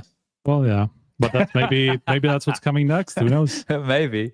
All right. Next one we've got here. Falcons keep the new roster into season 2, 2025. Yeah. That was a no, Big and we were leaning towards no, and they are also the fans picked no. That was an obvious one. Yeah, so Monarche coming in, and I guess technically Kiyosuke as well. Yeah. So Falcons with 2 big changes. Obviously, their season ended terribly. Some people really enjoyed the hate watch. Some people didn't. But all in all, yeah, that one, we've spoken about Falcons a lot. I don't know if we need to get into that too much. Not really. Yeah. Next one, NIP get enough VRS points for MRQ. We went with no, and the people at home went with yes. So it looks like you guys should study up about the VRS a little bit more. We should also get a separate thing to see how many we got right, because it seems like there's a theme at the moment, and I'm just curious how many we predicted. You know what? I think that what should happen is, Prof, we should get a different sponsor for this for the 3 of us, and every one that we get right, we all get a knife. You know, like okay, I'll take like an M9 Doppler or something. You know, that'd be pretty nice. I'm looking for a knife upgrade. I never had a knife. There you go. Hook yourself up. Rig the deck. I will say this is propaganda, because I feel like every time you guys did like a prediction, Sponge said, guys, pick the big number, because if you win, you with a lot of money. So, you know, That is what you're I said. hating now when they actually went with a big number every time. Look, don't hate the player, hate the game, Lucas. All right. If they're gonna fail, that's up to them. I'm not telling them to lose. I'm telling them to go for the big wins. But a gambler's got to know when a gambler's got to go. You know. So that's it. They couldn't figure it out. I duped them. Next one. I like the arrow coming in, by the way. The arrow is beautiful. Classy. This one I enjoyed. Train has played 5 or more times at Blast Bounty. Now It's 4, right? Yeah, I was like, I think you guys. We were leaning towards yes, and you're super hard on the no. So and I was right. I mean, considering he's just like 1 game off, he's just Doesn't like matter. so gloating so hard. A game's a game. And when it's down to like, we're only talking 5, right? We've only got 5 fingers. If you lose 1 finger, Striker, that's a big fucking deal, isn't it? So, Depends on which finger. Okay, which one are you going to give over? I don't know. I'd have to think about it. It's just not such an easy decision to make. Sorry. Man, they all play a role. Each of these fingers, you know, they're important to me. But yeah, I know which one is not. I think this one is the least important for CS. No, not for me. What about drinking tea, though, Prof? It's the flicky and you can't without the balance going on. You gotta have it for the tea. What do we think of Train overall, gentlemen? Do we like it in the map pool? Obviously, it was slowly getting played more and more and more. But it coming in replacing Vertigo meant that teams automatically had a crutch, right? That they could just keep Train as their ban. We did see teams start to bring it in like FaZe and NAVI. So what do you guys take of make of Train this season? I've turned around on it. At the beginning, I was kind of like a bit down because of like lack of plays for T's. But the more I actually got to play it as well as watch it, I just feel like it is a bit better balanced than I thought. Maybe still the A side is a bit too open for. Still think Ivy just doesn't get any use, huh? Like I kind of like it, to be honest. You do now? Yeah, I do. Prof? Okay, like better than Vertigo. I'm okay with that. Better than Vertigo. That's a good baseline. I like what you drew there. That's fair enough. Do we expect a map change going? Oh, we'll save that for the next show. It might actually happen. We also have cash in the matchmaking map pool as one of the predictions. Oh, yeah. But that one hasn't happened yet either, has it? Okay. Pain, EF, BB, or Heroic will reach Blast Bounty Grand Final. Yeah, that was kind of a yeah, one of the underdogs to do well at the first event of the year. And yeah, that was a big one, actually. That was 209 euros for the. I guess we said no. We said no. Yeah, Yeah. we went for the numbers because, I mean, Eternal finally needed to beat Vitality for this to happen. So that wasn't really Yeah, that's fair. super expected. And also, like, somewhat like Betboom and Heroic beat some decent teams, I think. But then they came in to the land part with stand-ins. Yeah, got slammed by G2. I think the teams, like, of all of those names there, who aged the worst? It had to be Beppu, surely. Like, Oh, yeah. Payne had a really bad season, Yeah. but ended What are you strong. talking about? My breakout team of the year? Yeah, sorry, man. Pain, I think they started well and then they ended well, right? Like the middle part, we can forget They had a about, lot of but, problems. Yeah. Yeah. Middle part They'll we let can off forget the hook. about. But like remember the first 3 events in, we were like Pain's like the next big team or potentially, you know, they're doing so well. Yeah. Yeah. I guess EF changed team name. They became Aurora. Heroic have more roster changes. So yeah. All right. Donk doesn't win the MVP of IEM Katowice. The people at home went with yes. What did we go with? We went with no. We favored him, actually. Ooh. Yeah, I mean, he just came off the win in bounty awards and in the bounty and everything, so it kind of makes sense that we would lean towards him. But it was Zaiwu, and then the next one was Zaiwu wins more MVPs than Donk this year. Obviously, this was supposed to go until the end of the year, but since we're changing stuff up, we are just gonna call it now, and it's also it's pretty unlikely that Donk reaches him. I mean, it's possible. Well, he's won 7, so it's you would have to win. It's 7-1 right now. Yeah. So so we have to win at least 5. No, 7-2, no? Astana. Oh yeah, Donk with Astana. Yeah. 7-2. So five events, like, but then Zaiwu would have to win 0, which is like impossible, basically. Like, so it's possible, and also this is Zaiwu wins more MVP. So if it was 7-7, it would go in it would be the no. Donk favor in this case. But like again, we would run it until the end of the year. But since we're changing the format, then we're just going to count it as a yes to add a bit more to the tally. Oh, that's nice of you, Prof. All right. Smoothie is signed by an organization before the major ends. We went with no. Yeah. People voted yes. That's a crazy one. Good try, guys. You gave it a go. It was a punt. It was the win there would be 334 euros. Okay, well, that makes sense why they gave it a go. Navi have to play the MRQ. We went with no, and the people went with yes. They were wrong again. I think I might have swayed them, to be honest. I was making a big case. I was making a big case. Cash is in the matchmaking map pool before June 1st. We went with no, and the people at home stupidly went with yes. They were wrong again. Honestly, with the developments with Valve buying Cash, the rights to Cash, like it is likely that's going to happen pretty soon. But pretty soon, what's your prediction? July 1st, August 1st. Do you think it comes out this season? I mean, for this. When's the Hawaii vacation? Is it now or is it earlier in the year? I don't know. They've got to put out these video clips soon from the fucking souvenirs. I imagine that's going to happen in the next couple of days. It's going to happen before the end of the year, but I don't know when. Then they also have to put out a tweet like they did for the last season to say that this current like Premier season is coming to a close so people can play their matches before. So that has to happen too. But you think Cash will come in before the next season starts? No. Do you think any map will change before the next season starts? You mean a competitive map, like the official? The official pro 7 maps that are played in the pro circuit? Yes. No way. Striker? Sorry, I was just looking at when Valve takes the annual trips. I was not paying attention. It's in April, so that's apparently already happened. So what was the question? I'm sorry, map I wasn't paying attention. Do you think there'll be a map will change before the next season starts?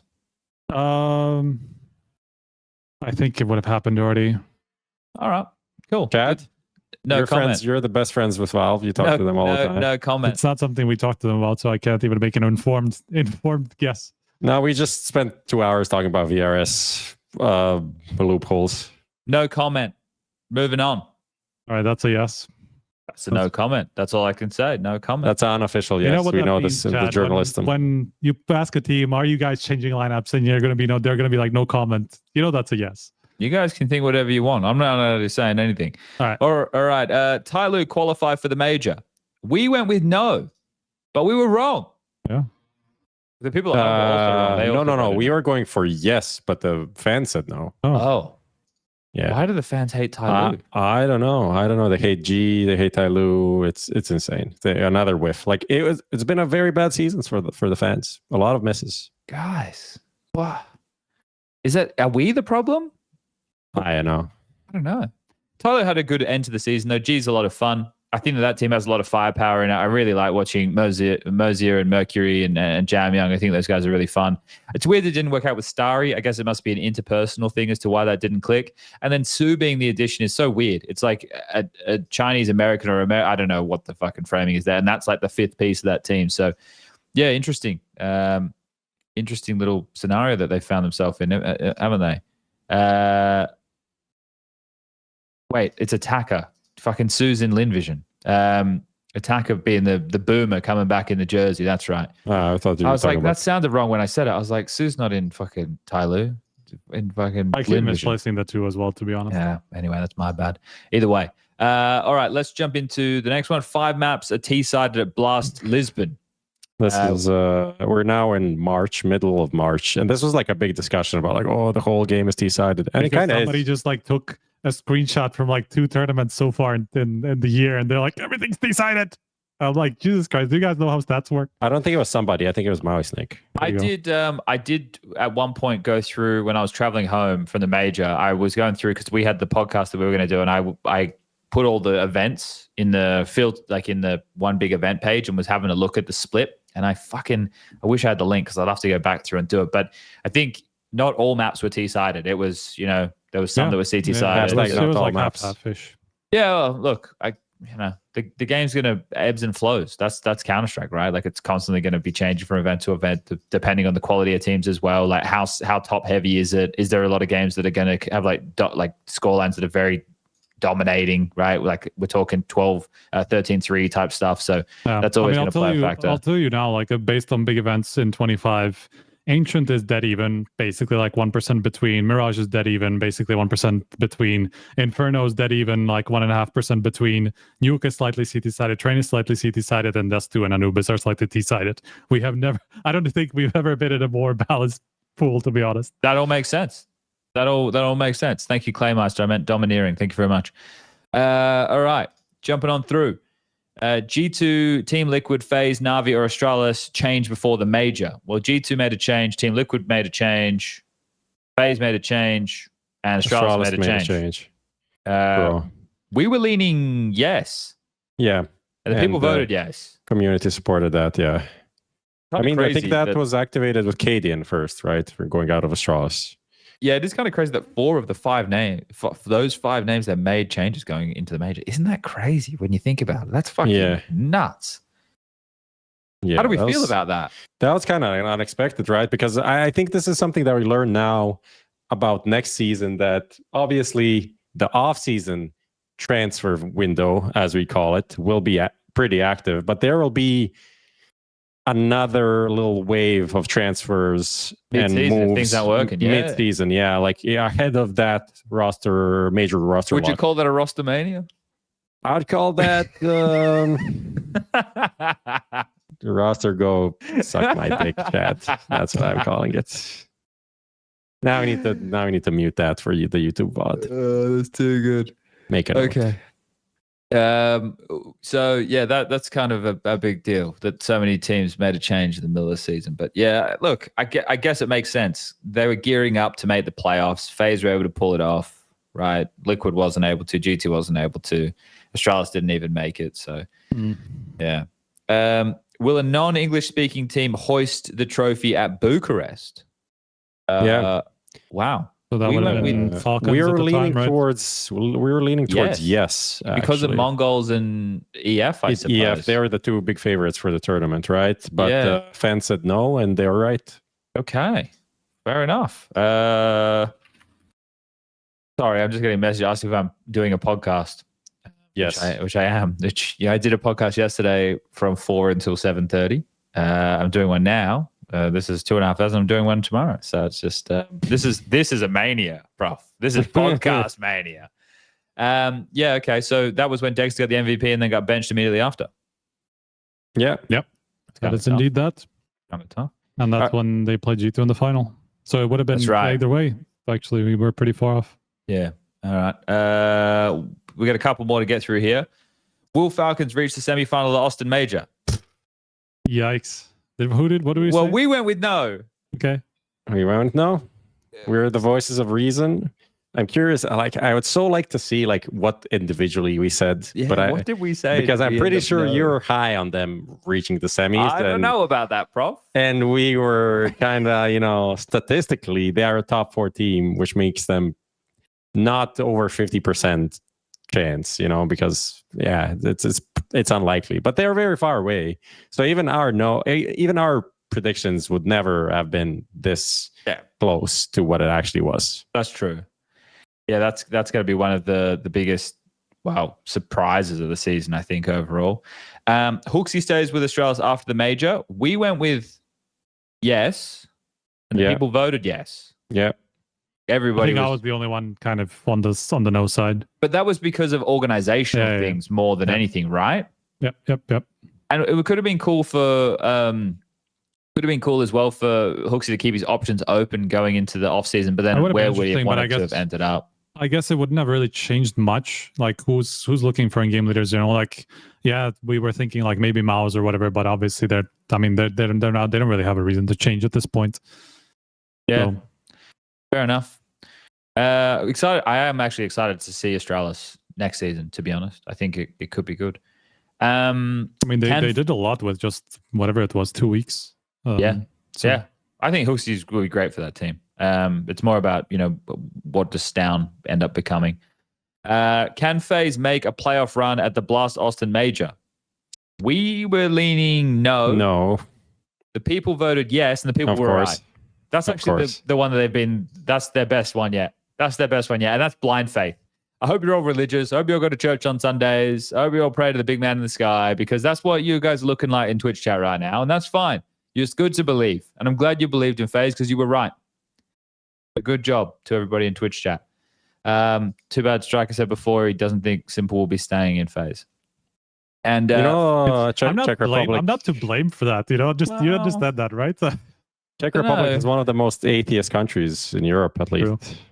Oh, that's a fun fact. I think in the world even. That's why he's a maths guy, It just feels like out of nowhere, just like in the middle of between like fucking Poland and I don't know, whatever. Slovakia is like way more religious than we are. And Hungary and all of these countries, like, yeah, we love the church. And it's just like Czechs like, nah, not interested. Well, they believe, look, Reddit believes in Striker because there is a Reddit thread that goes, I've 100% heard that Simple is not signing with FaZe. Striker HLTV editor-in-chief posted 2 hours ago. And HLTV editor-in-chief. It has 394 upvotes and 81 comments, Striker. So you got something to read once we're done here. I don't know if I want to go into that. Yeah. All right. What do we got for the last one? Last one here. Will 5+ players miss the Austin Major due to visa issues? We said yes. The people voted no, and the people were wrong. Unfortunately. Sorry to you guys that you didn't see the Bestia situation coming, huh? I hit you all in the face like a ton of lead bricks. So who else was that? Halzerk? That's it? Halzerk, yeah. We're missing something? No, just them. It was actually less than I thought it was going to be. We were actually very close to being very wrong, even. Yeah. That would have been a big win for the people days. at home. People say doesn't count. Well, guess what? Prof does the numbers around here, and I think it counts. But either way, we have $893 dues to give away. Can I just clarify? People are saying only 2 had visa issues, but the question is, will 5 players miss the major due to visa issues? Visa issues causing them to miss. It doesn't have to be their visa issues. Specifically, clearly said right there. Also, true. I don't have anything more to say. That's true. They can't argue with that.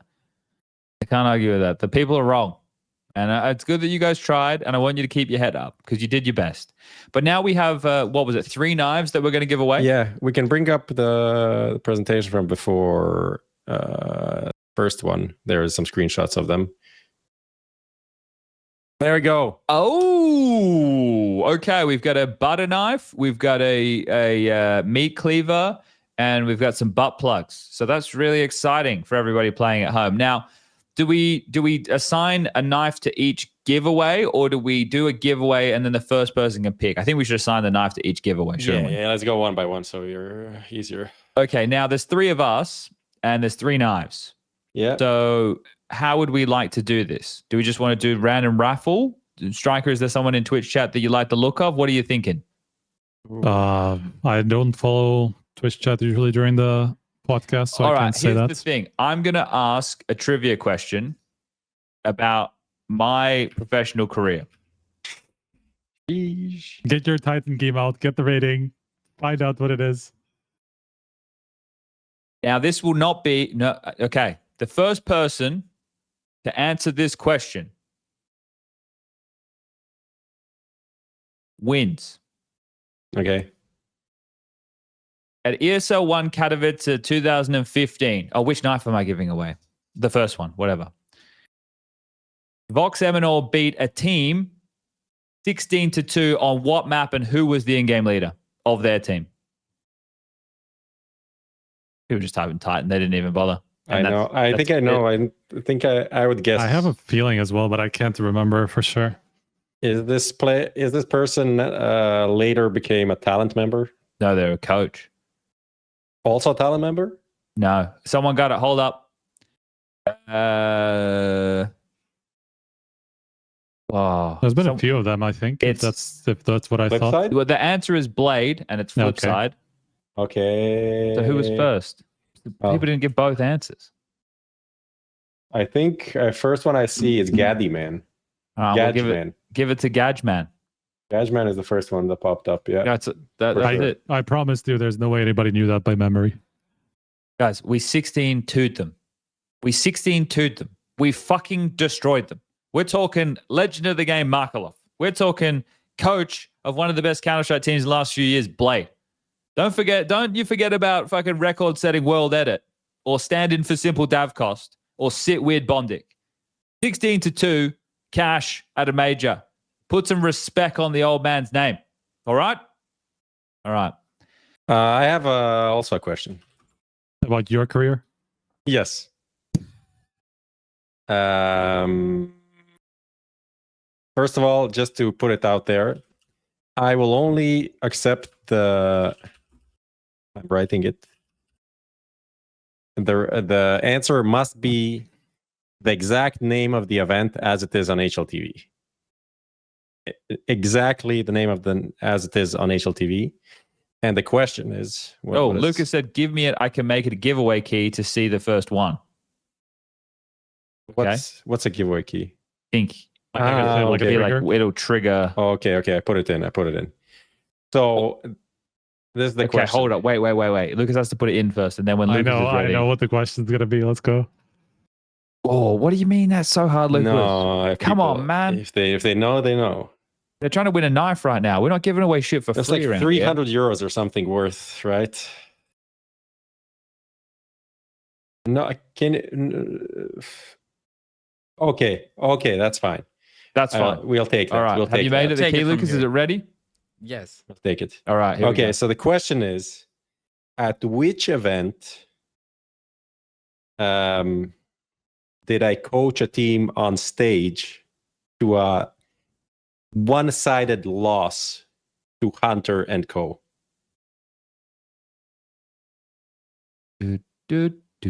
Playing for Valiant. That was quick. Oh, wow. That was quick. Got it. I love breathing manually. Nope. Wait, that was an earlier guy. No, that was an earlier guy. That's wrong. That was wrong. Who was it? I see 2 Neutrino.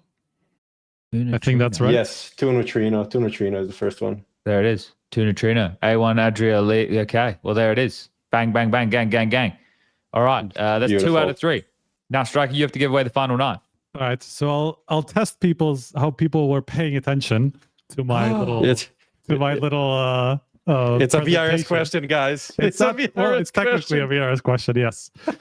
What region would Wild Vision be assigned to if that team existed? Oh,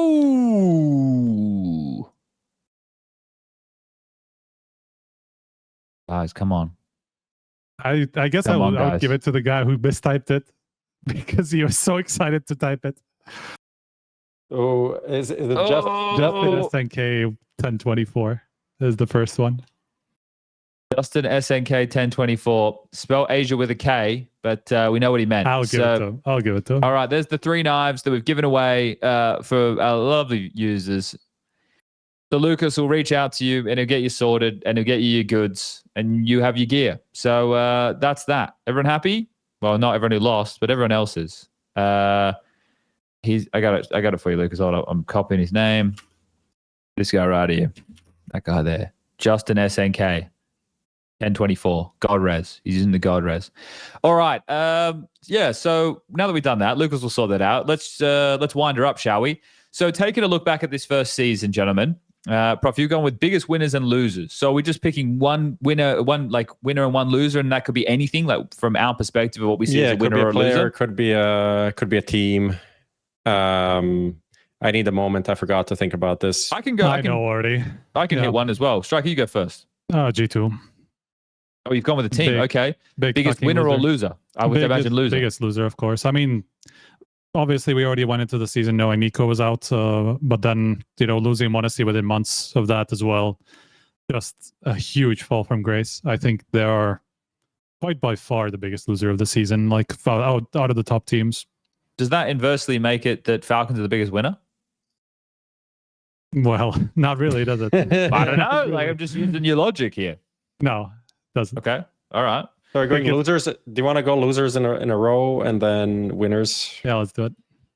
Sure. I hadn't really thought of a loser. I was trying to be a positive Andy. So, Prof, if you've got a loser, hit us with it. Same. I was also contemplating a few here. You know what I'll say? I'll say FaZe. Okay. I Why? think FaZe, first of all, losing Grops is L move, huge L move, especially because you know what's interesting? People talk so much shit about G2 for losing Monacy and Nico, but they made bank on them. FaZe lost Rops just like they lost Twist, didn't make anything on them, and they're in such a state where you have no idea what even is the future or should be the future of the team. Like no one's even putting out like, oh, it's obvious that they should do this. Like no one really knows what they should do, and that's why we're already all just like, yeah, just bring in simple, because it's kind of like a wild move for a situation where there is no obvious solution. So I feel like they've just fallen so much behind from where they were even last year, the second season of last year, or just like the last year in general, where they were like fighting for titles, major finals, and all of this. I think they're so far away from being a champion. Like they've gone over a year and like 2 months, I think, now since they won a tournament, which is just not FaZe style. There should be a championship winning team, and they're not close to it. Okay. All right. And now that Simple's not going there, everyone's sad. Finally, I guess it's me. And I might be able to meme around a little bit here. Got a little bit of wiggle room. The biggest loser of the first half, Season 1, 2025 is Bestia. Oh, he's gone for a gut punch there. It's not necessary. It's not needed, but it is real. So yeah, that's unfortunate for Bestia. They didn't get to play the major because of some injury issues. They did lose a chunk of change right there. Yeah, that's tough.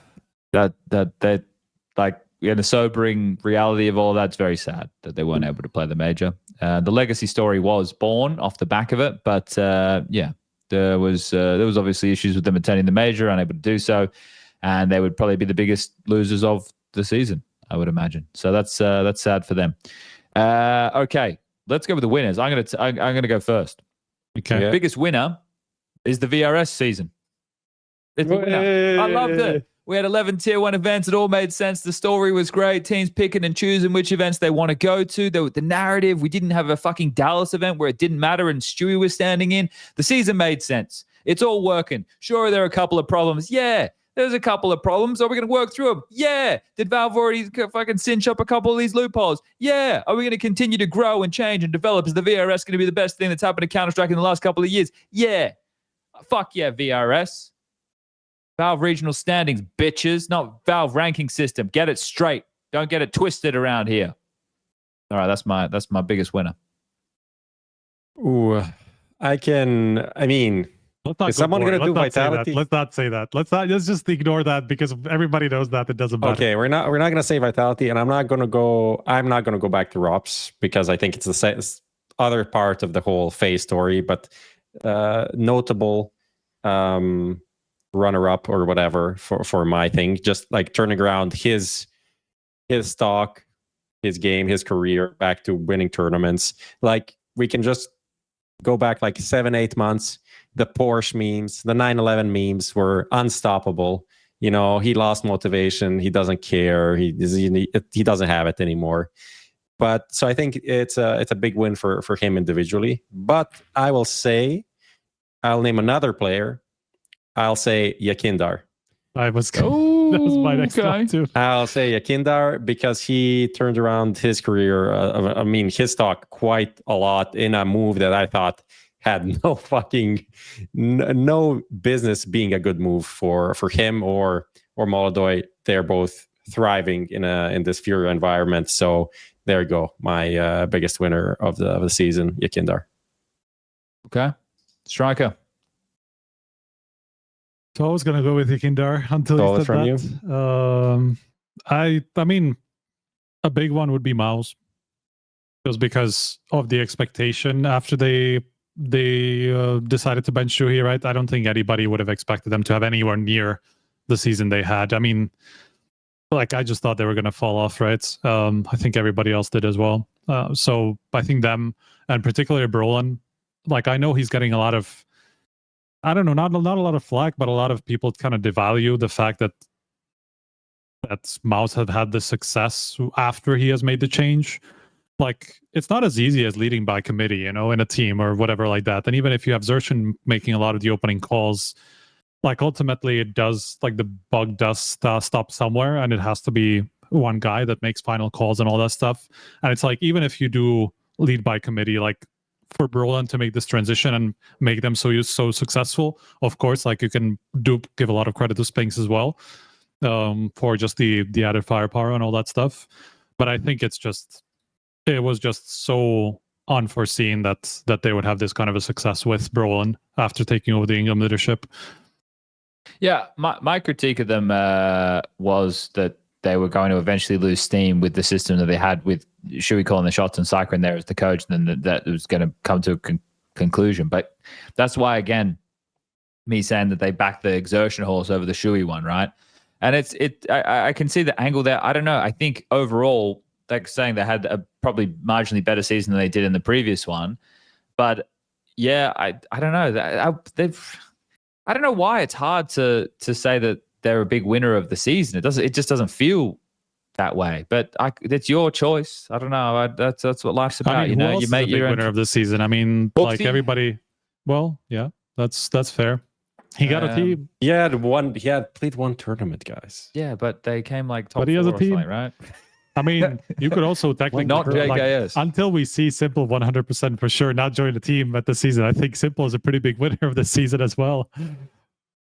Yeah. Too not bad bad. he's still chained away, right? Like, we're not gonna. Yeah, I see what you're saying. All right. Well, we got anything else we want to talk about? Nah. No.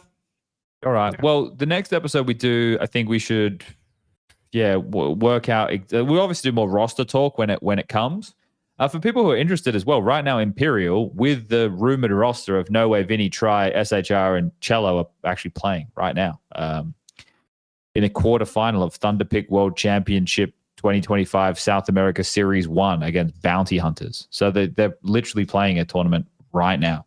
But yeah, I think we come back in the next episode, we recoup a little bit. Maybe we talk about major formats, things that we want to see changed, or, you know, we're also, before the season gets back underway, we'll do another time capsule. We'll also look at, you know, the events, and we can discuss from our perspective how we see, you know, which teams are going to go to which events, which ones are they going to skip, all the cutoffs, all the deadlines, all that kind of good stuff. So yeah, I hope everybody is having a good time during the off season. Sign up into FACEIT and fucking queue into me, because I will be happy to either give you or take your ELO, one of the two. And that's it. We almost did 3 hours here today. So I hope everybody enjoyed their time. Shout out to Anthros and SkinPlace, lovely sponsors of the show. Anything else we want to say, gentlemen? No, enjoy this, kids. Let's get out of here. Goodbye.